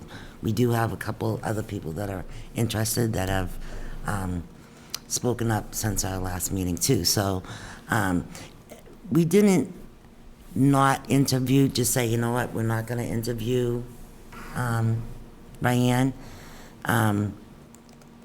Bill reached out to her. We had already made our agenda and posted it of we were going to reappoint Marc and Bob at that meeting. And so that's what we stuck with. We got the application from Bryan, and we said, you know, we've got to interview her, that's our job, and then we present, you know, who we want. But in the meantime, you had already Gone forward with. Yeah, so the timing's off because we only meet once a month. This month, we met and we discussed this, and that's what, we invited Jim to the next meeting so that we can go over the bylaw. Obviously, it will go by council before, and AdCom and everybody else in the world, once again, and see if we can clean this up so that this doesn't happen. Obviously, I'd like to have more people involved with this, the more the better, you know, just to get the word out. So that's our plan, to do that, and hopefully get more interest. And if Bryan, you know, we invited Bryan to the meeting. She was unable to attend. She was unable to go to our meeting, but Yep. maybe she'll be able. We don't meet in July, we meet again on August 14th. Yep. So we're gonna start working on it and get back to you. But Jim, if you wanna speak on. Well, if I can just add something, still Doug Seuss, still 235 Central Street. We did have a pretty good meeting last week, even though there was only a few of us in attendance. Yeah. And we realized the value of people wanting to step forward. I mean, all of us are volunteers, and we know there's a shortage of volunteers all the time. So in addition to Ryan, there are a couple others, as Linda mentioned, that are like repeat attendees at our meetings. Mm-hmm. And the only way that we're going to really get this thing to where we need it to be is by getting more people involved. So whether they're voting members or there's just an associate member, I know with Recreation, we have associate members. Debbie's well aware of that. In fact, I'm only on this committee because Debbie left Recreation and I drew the short straw. But I'm glad. I honestly am glad I'm on this committee. We've done some good work in my 2 years' time. I'm impressed, and I just think more numbers will only help us make it stronger. So with the help of Jim, and he spoke so well the last meeting, I respect that, and in your support, we'll get there. And I would agree with Doc. I think I think adding some more at large, I think getting this committee to have more activity in the community, which means you have to have more people who feel like they have a stake in the game type of thing, is only going to be beneficial. Obviously, I understand what this committee does. I've had to deal with it on the other side with the schools, and it can be extremely important if you can get everybody motivated, and that's really the key here. So while I'm still going to vote the way I'm going to vote, my voting is because I feel strongly that it should be residents on town communities, but I will feel much more comfortable if the bylaws change and there's 2 more at-larges that allow that to And happen. that's what we're discussing right now, that's the agenda item right now, correct? So that's a task that, we'd like to give our best shot at through Jim. Very good. Any other comments? No. So There's no motion. there's no motion on this, so I think we can move forward with the appointments. Motion to appoint Marc Craig to the Sexual Abuse Awareness Committee for a term to end May 31st, 2027. Second. All those in favor? Marc, yes. Dennis, yes. Bill, no. Debbie, yes. Motion to appoint Bob Correa to the Sexual Abuse Awareness Committee for a term to end May 31st, 2027. Second. Dennis? Oh, you Oh, said Marc, yes. Dennis, yes. Bill, no. Debbie, yes. Motion to, oh, Well, and just obviously two abstained. Both those was, Sorry. note that one was Yeah. an abstention. on each one. Okay, just dotting our i's. Okay. Do I continue with these? Yeah, we can go right through these. Motion to appoint John Mahoney to the Economic Development Committee for a Thank term you. to end Thank you. May 31st, 2005. Bye, good luck. Second. 2025. Excuse me. Second. Vote. Marc, yes. Dennis, yes. Bill, yes. Debbie, yes. Motion to appoint Kevin Pryor to the Economic Development Committee for a term to end May 31st, 2025. Second. Marc, yes. Dennis, yes. Bill, yes. Stephanie, yes. Debbie, yes. Motion to appoint Linda Hunter to the Economic Development Committee for a term to end May 31st, 2025. Second. Marc, yes. Dennis, yes. Bill, yes. Stephanie, yes. Debbie, yes. Motion to appoint Sarah Francomano to the Economic Development Committee for a term to end May 31st, 2025. Second. All those in Marc, favor? yes. I'm sorry. It's okay. Marc, yes. Dennis? Dennis? Yes. Yes. Bill, yes. Stephanie, yes. Debbie, yes. Right. I don't want to make things messy. If you want to put me as abstaining for the first one or two, you can still do that because it didn't affect the vote, or I would have voted yes, whatever. If that means we have to re-vote, don't bother, you know? For John but Mahoney ones and that- Kevin Pryor. Yeah, doesn't matter. And I just want to add something quick. Obviously, I just thought it was best that I step down because Ryan's name came up at the last meeting, but I just want to let you guys know that Bill Dudley, like they said, they did reach out to her, and unfortunately, we had a funeral and we had Tom Brady night, so, and she was a little, you know, upset that she said, oh no, now I can't go, and I said, I think they'll understand, it's a special night, so she's looking forward to going to the meetings and at least getting involved, and then if they change that bylaw, you know, great, but either way, she was gonna go, so I just wanted you guys to know they did reach out to her. So, all right, great. All right. Okay. All right. Kraft Sports and Entertainment to talk about the Zach Bryan concert. Yes, we expected Jess here. I guess She I'll speak. Is she, no, we don't see her. You don't see her on Zoom? Yeah. So I could just give a summary. Last week, we received a request for a curfew extension for the concerts that I always say wrong. Who is about the artist? Zach Bryan. Zach Bryan, okay. I can't keep the country guys straight.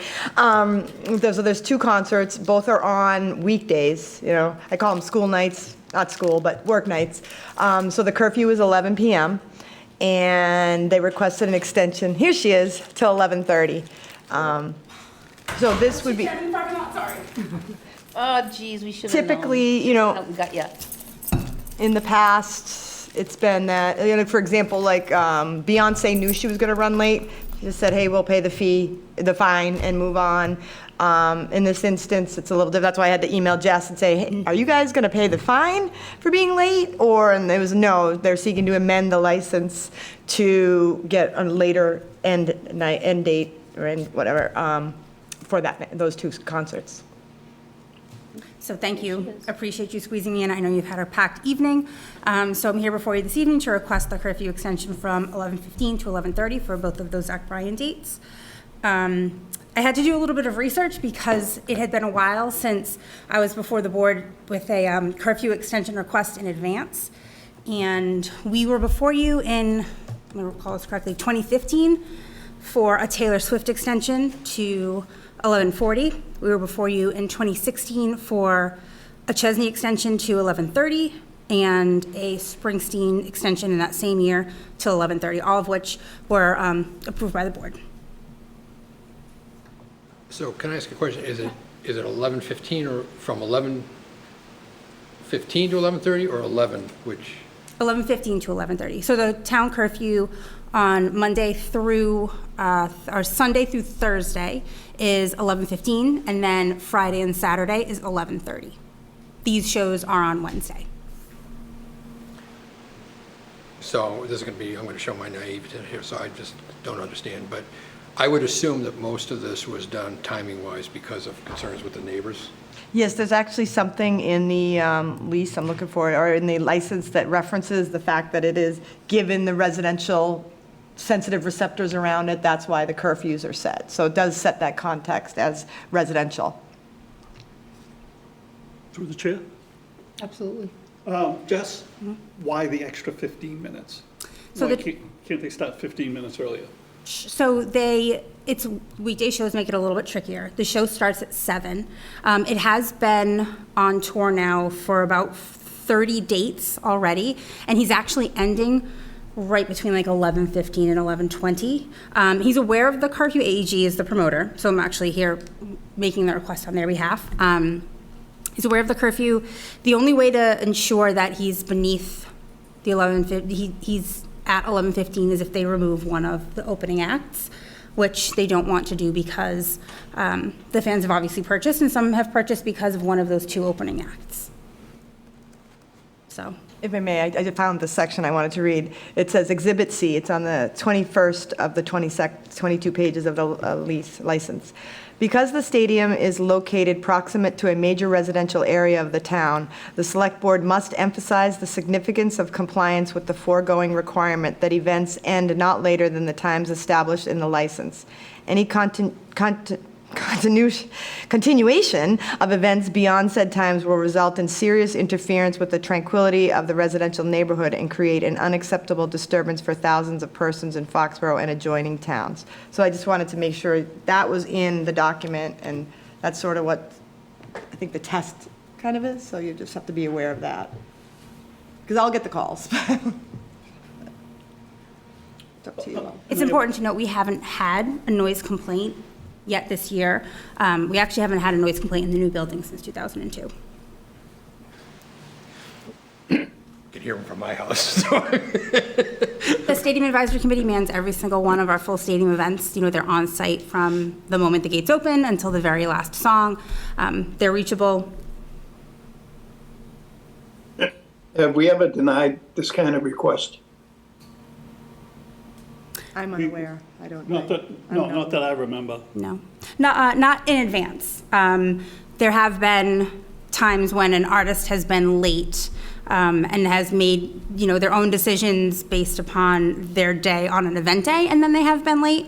And in that case, you know, we wouldn't come before you and ask for the extension. In this case, it's something that they know in advance could potentially be up against the timeline, and they're trying to just preemptively ask for the extension. I don't see a problem. I think it's proactive on the stadium's part, and it's a 15-minute difference on a weeknight. I think the 15-minute difference rule is kind of silly to begin with, but You probably have to come up with something, right? Right, I understand. I mean, I live close enough to enjoy the music as well, but that would be my position. I don't have a problem with this extension request.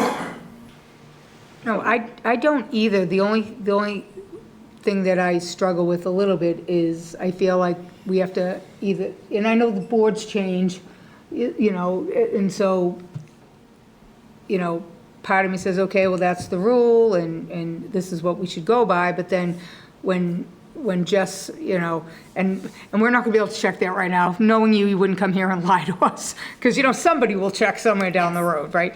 But I kind of feel like if we've done it before, if we hadn't, I think I might feel a little bit differently about it. It is 15 minutes, and apologize to anybody at home, because, you know, 15 minutes is 15 minutes when you're listening to the noise. I just, you know, on certain things, I'm black and white. I just feel like either we need to go by the rule and stick by it, or not. I don't have a problem with it, if the rest of the board was like, that's it, I could go either way here. I don't have a problem with it. I mean, what do you guys think? I know, Doc, you asked why. Yeah, no, well, Yeah, I but- asked why, which was just Yeah. a extension. I don't also have a problem with it. I think if just came every other concert for a request to extend, I think there'd be an issue in my mind. Then why are we having the curfew? It sounds like we haven't done it in 9 years. They're being a little proactive. They're probably going to end at 11:20 or 11:25, but they just want that little bit of wiggle room. I'm okay with it this one time also, or for both concerts.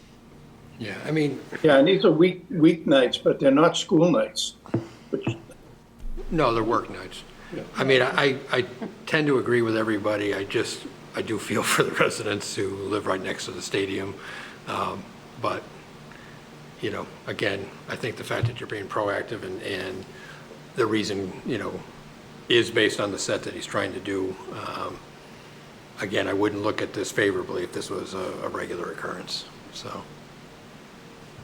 And if I may, the true test is your public safety officials, the police and fire chief, and chief is here, but I can say that both of them have not expressed any concern about this request. So that's really the test. Oh, yeah, we And chief can spoke speak to for them himself, first. obviously, but You're looking good back there, but we'd like to have you up here, so. I didn't want not come, and then you have a question. And so from an operational and safety and security standpoint, there's no issue between the 11:15 and the 11:30 with staffing the detail. Everything, obviously, exit will be 15 minutes later. But a weekday crowd, we do see it. We see trends of people exiting early anyway. But operationally, no issues from the police. And I talked to Chief Keller on fire either. The other part is up to you to decide whether or not the... And there's limited traffic through the neighborhoods in that area. So in the large major events, we have a traffic management plan for all the interior roads coming in and coming out. So Route 1 at North Street is shut down for a certain amount of time, so Route 1 does not dump onto the side roads. So we will, obviously, end of event time, take that and add it an hour plus. So we won't have any traffic getting dumped onto the roads because of the extension. Thank you. And Chief, so quick question. I know it's only 15 minutes, but for you and operational wise, is it the fact that ahead of time, is that a big deal? I know we're only talking 15 minutes, but just like for you, so you can judge when most of the crowd is going to come out. Is that Yeah, it's a whole evening event, starting from reaching out to all of our offices, staffing, find out what shifts they work, and what time they have to work. If they have to work at midnight to 8, could this put them into a little bit of a pinch? It could, so we will work with them depending where their allocation is so they can get to their communities. Anything in regards to alcohol shutoff will all be designed with the start of the event, which will be 9 o'clock, give or take, depending how things are going. If it's going south, it could be sooner, but otherwise, it's pretty consistent with the start of the event, which is not changing at all. It just looks like we have a young actor who wants to play 2.5 hours and give the fans a great show, and that's what he's been doing around the country. So we haven't seen any issues in regards to that extra 15 minutes throughout the country either. so everything shuts down, alcohol sales shut down at the same time? It doesn't backtrack like from the end, No. like an hour before? No, we don't the add event's over? 15 minutes just because we're going to run later. Yeah. It's start of the event, Yeah. or the main act, essentially. And I do agree with you, Bill. Like, I don't know, in the 5 years that I don't know anybody since I've been on the board, come forward and asked. I know there were a couple of times that they did go over and the fines were paid. So I'm okay with it. This is for both events? Yeah, for both shows. Yeah. Both shows, there's 2 of Just them. make sure you don't come back again soon, because we might feel differently. This is But my no. one chance. But no, but, Motion okay. Motion to approve the Kraft Sports and Entertainment request to extend the end time to 11:30 PM for the Zach Bryan concerts on June 26th and July 17th, 2024. Second. All those in favor? Mark, yes. Dennis, yes. Bill, yes. Stephanie, yes. Debbie, yes. Great. Thank you so much. Appreciate it. Welcome. Bye, Jess. Okay, town manager transfers.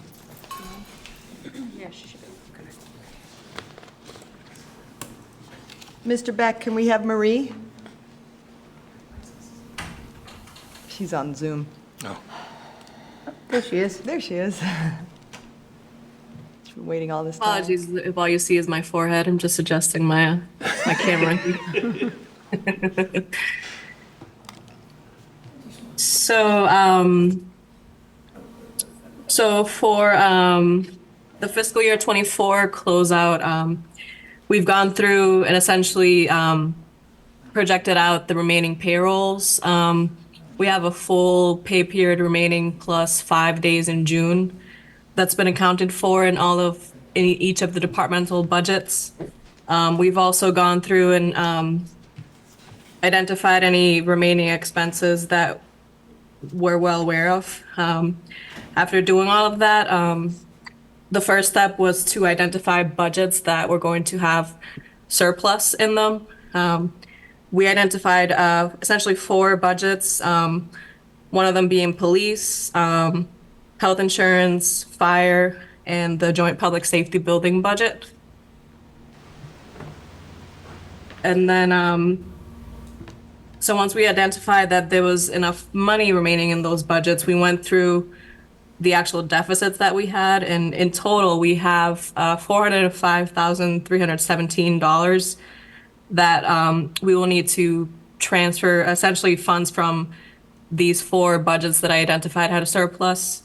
Some of these transfers, I'll go through them one by one. So the first one is the AdCom budget. So their expense budget is in deficit right now. And that's due to the printing of the AdCom recommendations for town meeting. That deficit is only $400. In that case, we're looking to pull money from police salaries, which has a surplus. The next one is central maintenance. There's a shortfall of $60,000 there. There are various things. So we used that budget to cover the police locker room study. We also used that budget to pay for the memorial benches, the town hall HVAC repairs that were done last summer, the deposit for the 76 Main Street property, as well as the design for the generator and various inspections that had to be done. We also had 131 Moore Street needed to be boarded up, so those expenses came out of central maintenance. And then finally, 175 Mechanic Street needed some fencing. So those expenses were also charged there. So in total, you're talking about $60,000, and that money will be coming from the group insurance budget. Also under central maintenance, we pay for the sewer bill for the entire town. There was a 5% rate increase in addition to just overall increased usage in the amount of $11,852. That's also being pulled from the group insurance budget. Then you have police expenses. That budget is in the red by the amount of $49,435. That dollar amount is the exact amount of the payment for the body cameras. So when we were going through our federal grant audit recently, this was the first year that ARPA was being audited. And what came out of that that audit essentially was that if you had any lease payments, so like the body cameras, the street sweeper, those are all lease payments. And the way that the feds interpret those payments, they view them as debt service. And one of the rules around ARPA is that you couldn't use the funds to pay for any debt service. So they viewed essentially these lease payments as debt service and said you can't use the funds for that. So we had obviously planned to use ARPA to cover this year's payment.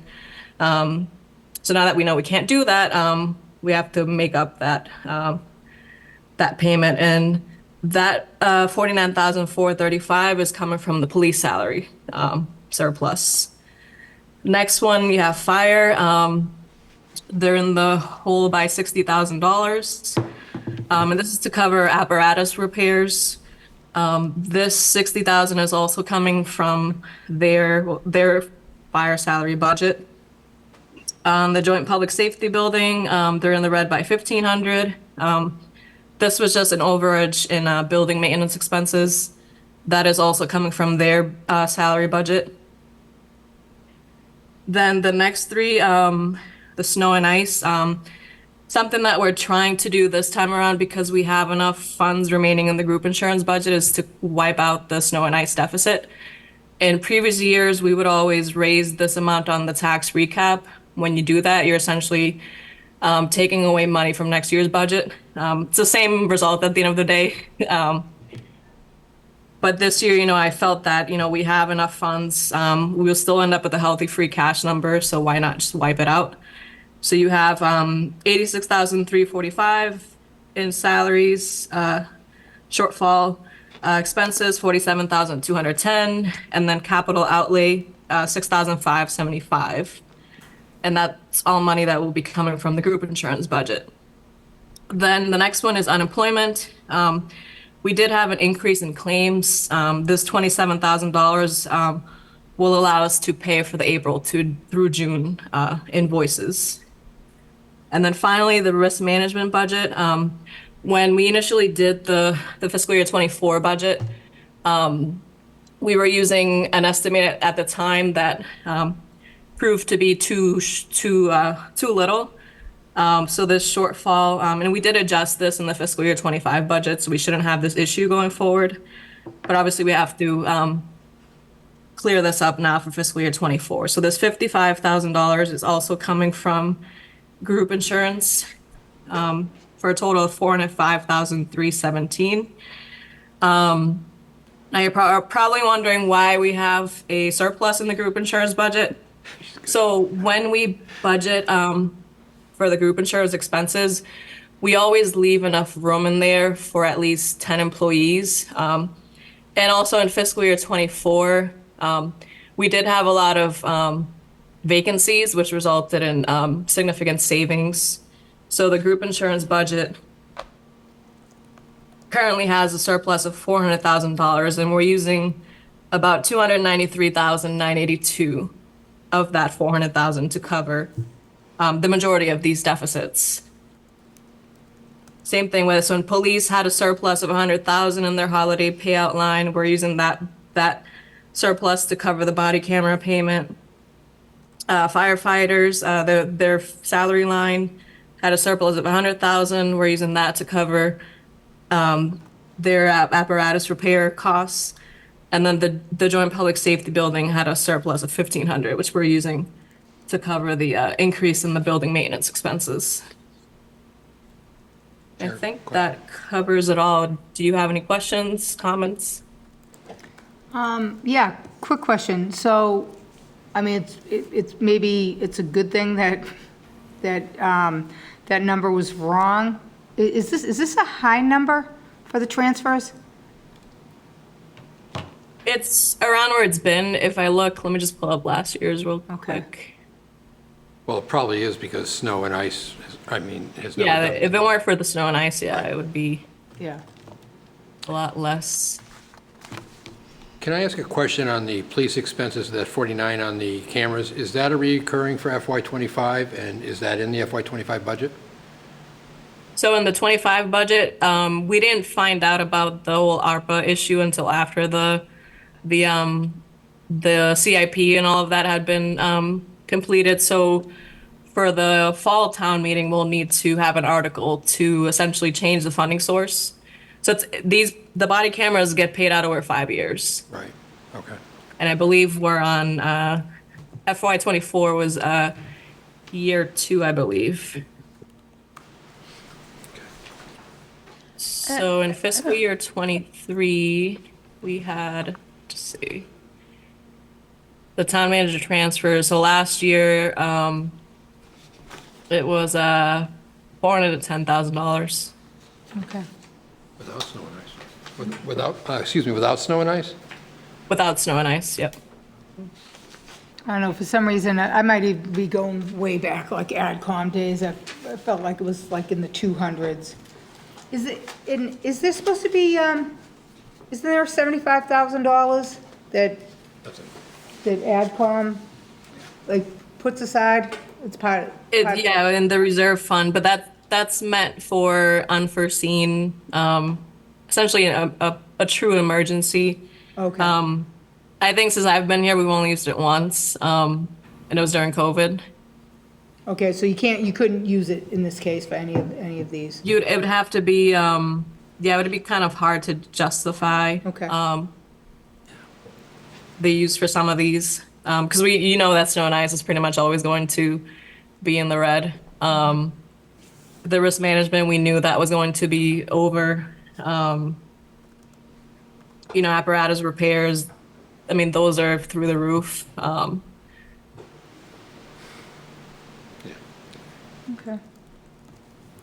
Doc, you got anything? No.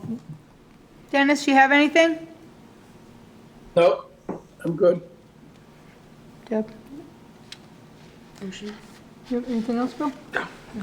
Motion to approve the FY '24 year-end town manager transfers. Second. All those in favor? Marc, yes. Dennis, yes. Bill, yes. Stephanie, yes. Debbie, yes. Okay. Alrighty, have a good night, everyone. Good night. Thanks. Thanks, Marie. Okay, town manager goals. Yes, so as you know, we discussed these at the last meeting, and we wanted to give everybody time to digest them. I'm sure you all read them every night before bed. Didn't know if you had any feedback, or if you felt comfortable with these goals, or kind of if you were ready to move forward with them. I did look through them once. It did allow me to fall asleep a little easier. Yeah.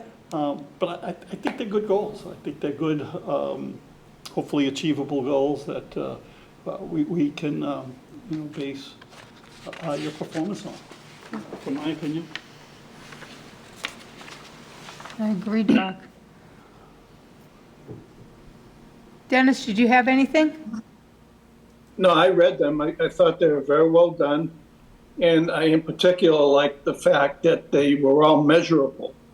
When you have measurable goals, you can actually use them to assess performance. So I like that part about it.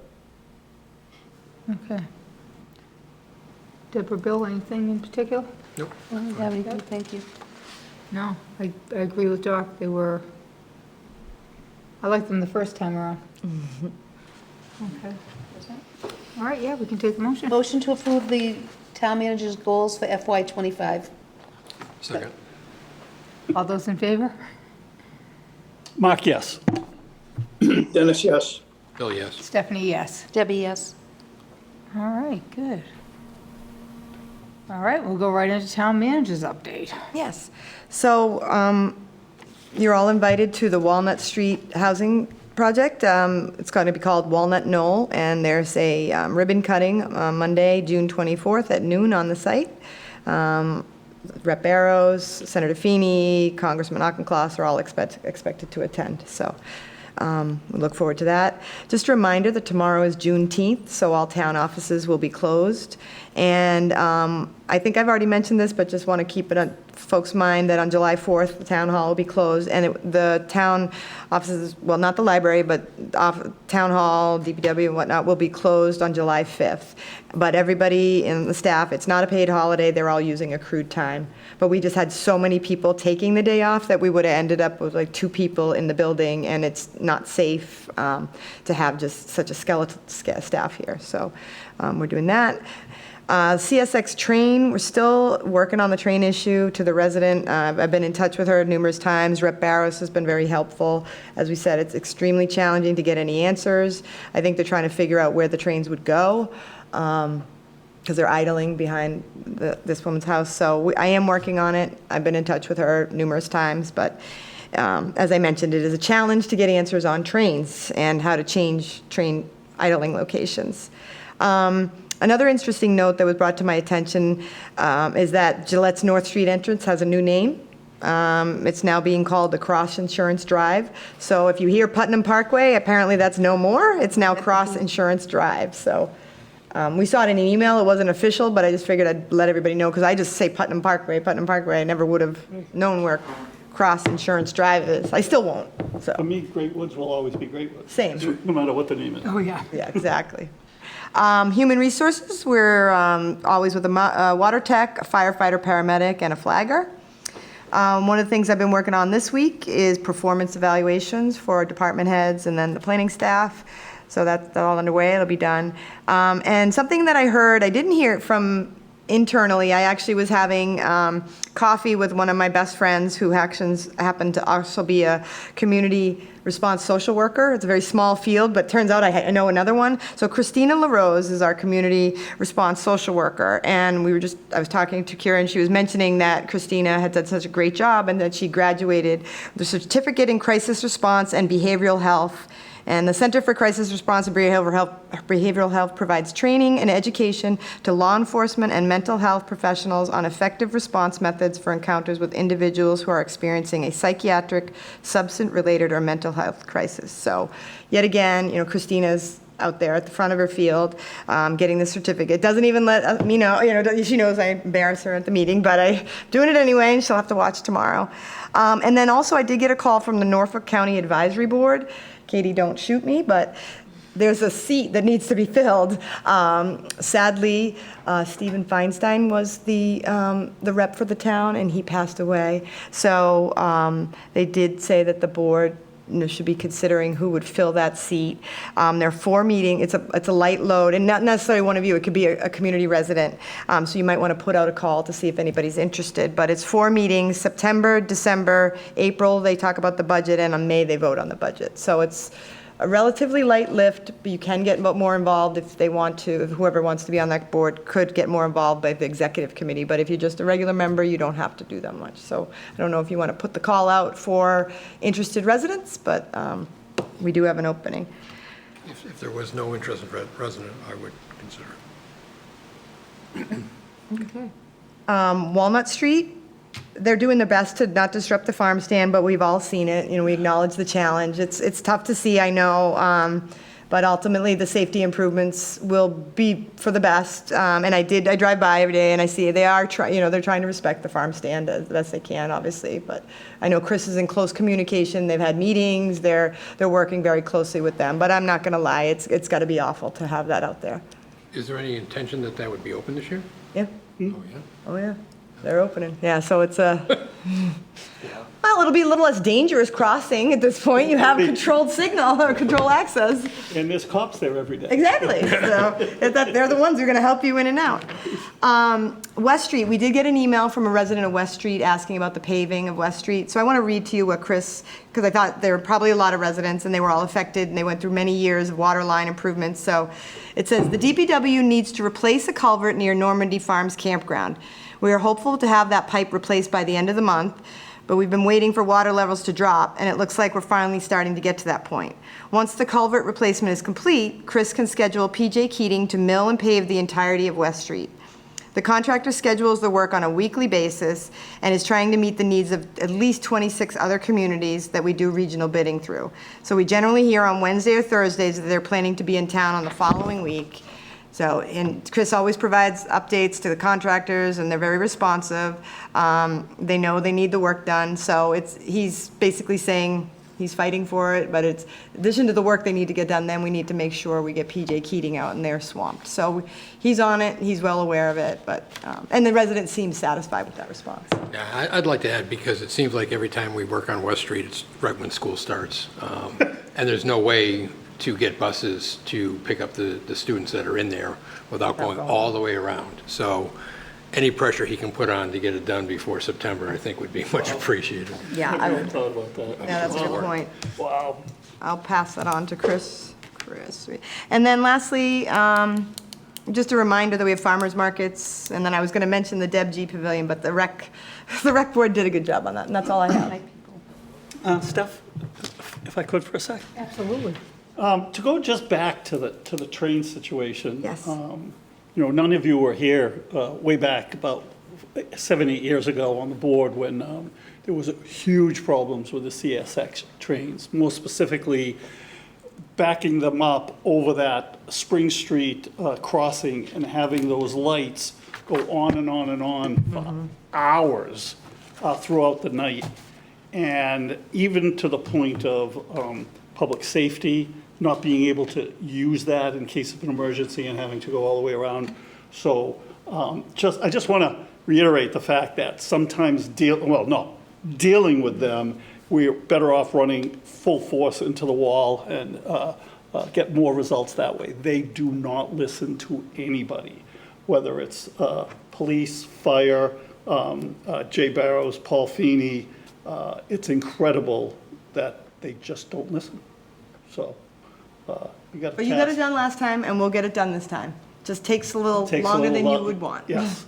And in the meanwhile, the residents are really noticing right now because their windows are open. Like they pointed out in the summer, in the winter, you hardly notice. It might be a hum, but once you open your windows and you hear the noise, smell the smells, it's very unpleasant. So I sympathize. Yeah, just want to remind the board that we did have issues years ago. I remember I think I brought up, I think I might have just came up and talked to citizens input about when they were going to fix just the crossings, because it was like bump, bump, bump. And then they fixed one in town, you think the other ones would come, and I think, for some reason, I think David Feldman was the chair, and he said, they don't do anything for anybody. That, like, there is no rhyme or reason, so, yeah.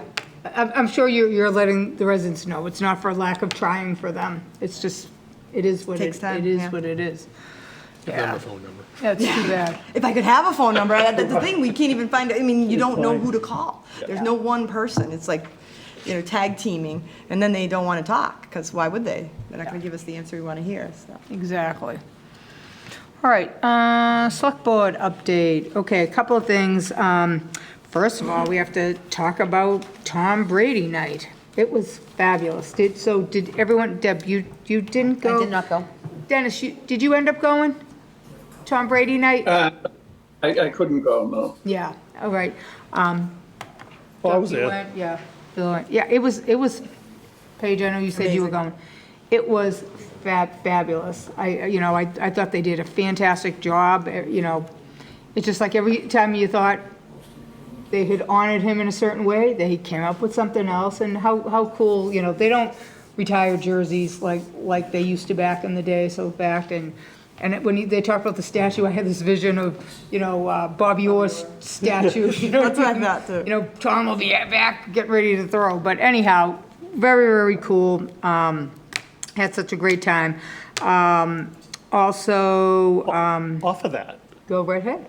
I'm up in New Hampshire on Lake Winnipesaukee, and a buddy of mine up there showed me, and I'm bad, I think it's Instagram, where our proclamation. Yes. Did you hear that too? Did you see that? He said, Doc, I saw your signature. I'm like, what did I sign? And he pulled it up and said, and it was our proclamation. So that was going around with all our signatures on it. Yeah, and it's funny because when I dropped it up at the stadium after Dennis signed it, I dropped it up and I said, to matter of fact, it was Jess. I said, hey, can you guys please, can somebody just say that it's Tom Brady Day in Foxborough? And she said, we'll try our best. But she said it was so scripted, and then it wasn't the fact that you found out that, the governor also. So it was Tom Brady Day everywhere. But she said we will give it to him, and so it was good. But same thing,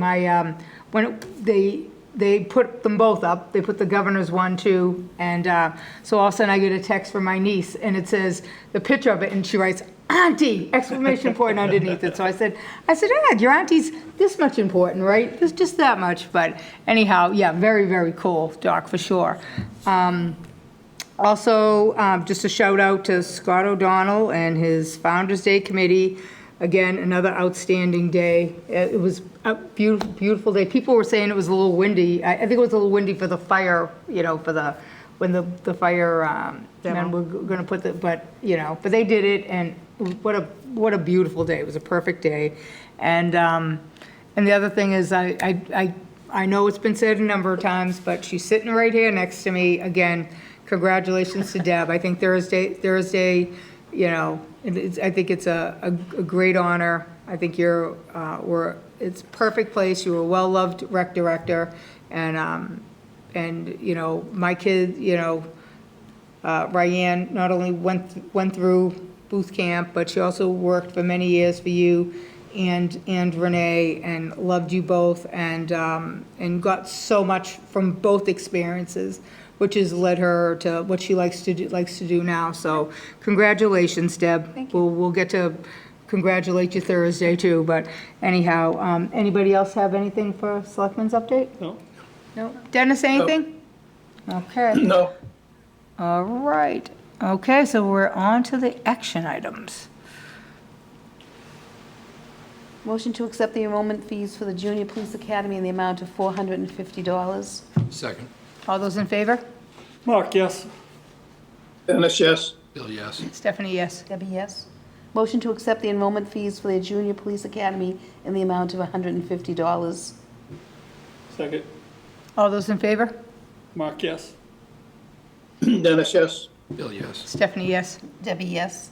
Motion to approve donation for the Boyden Library from Lakeview Pavilion Charitable Foundation for 2024 JFK Museum membership passes in the amount of $3,274. Second.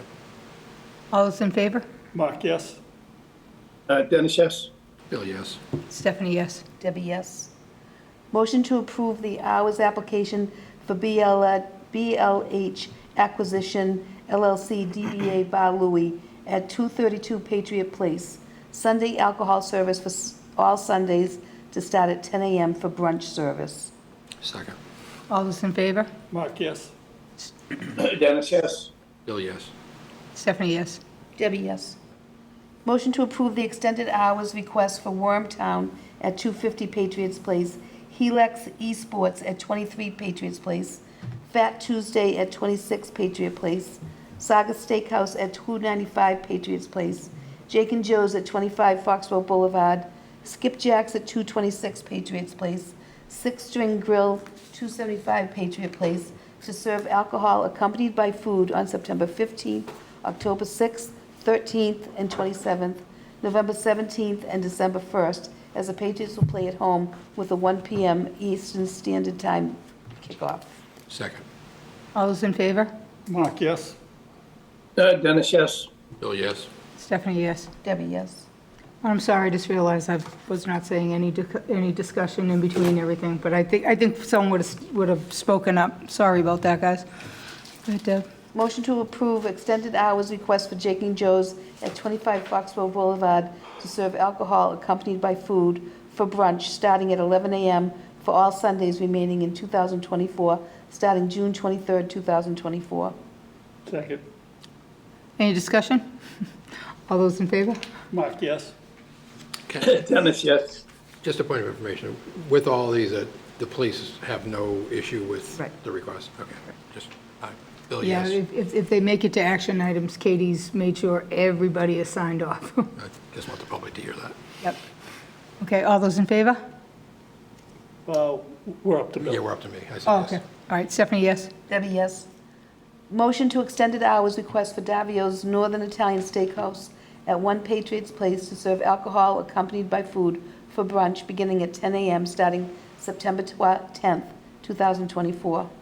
Second. Any discussion? All those in favor? Marc, yes. Dennis, yes. Bill, yes. Stephanie, yes. Debbie, yes. Motion to approve the FY25 commercial parking license renewals as posted on the posted agenda. Second. Any discussion? Under discussion, everybody's paid? Yes, and all property, water, and real estate taxes have been paid through the finance. All right, great. All those in favor? Marc, yes. Dennis, yes. Bill, yes. Stephanie, yes. Debbie, yes. Motion to approve a new Class 2 auto license for North Fox Auto Trading Company located at 171 North Street. No vehicles to be stored or any auto body work performed at the premises. Expiration of license to be December 31st, 2024. Second. Any discussion? Yeah, on this, I know the no vehicles there, but who is responsible for monitoring that they don't have vehicles? The building commissioner. All those in favor? Marc, yes. Dennis, yes. Bill, yes. Stephanie, yes. Debbie, yes. Motion to approve the use of public way application for Hockomock Area YMCA's 2024 Spear Family Kindness for Kids 5K on September 14th, 2024 at 8 a.m.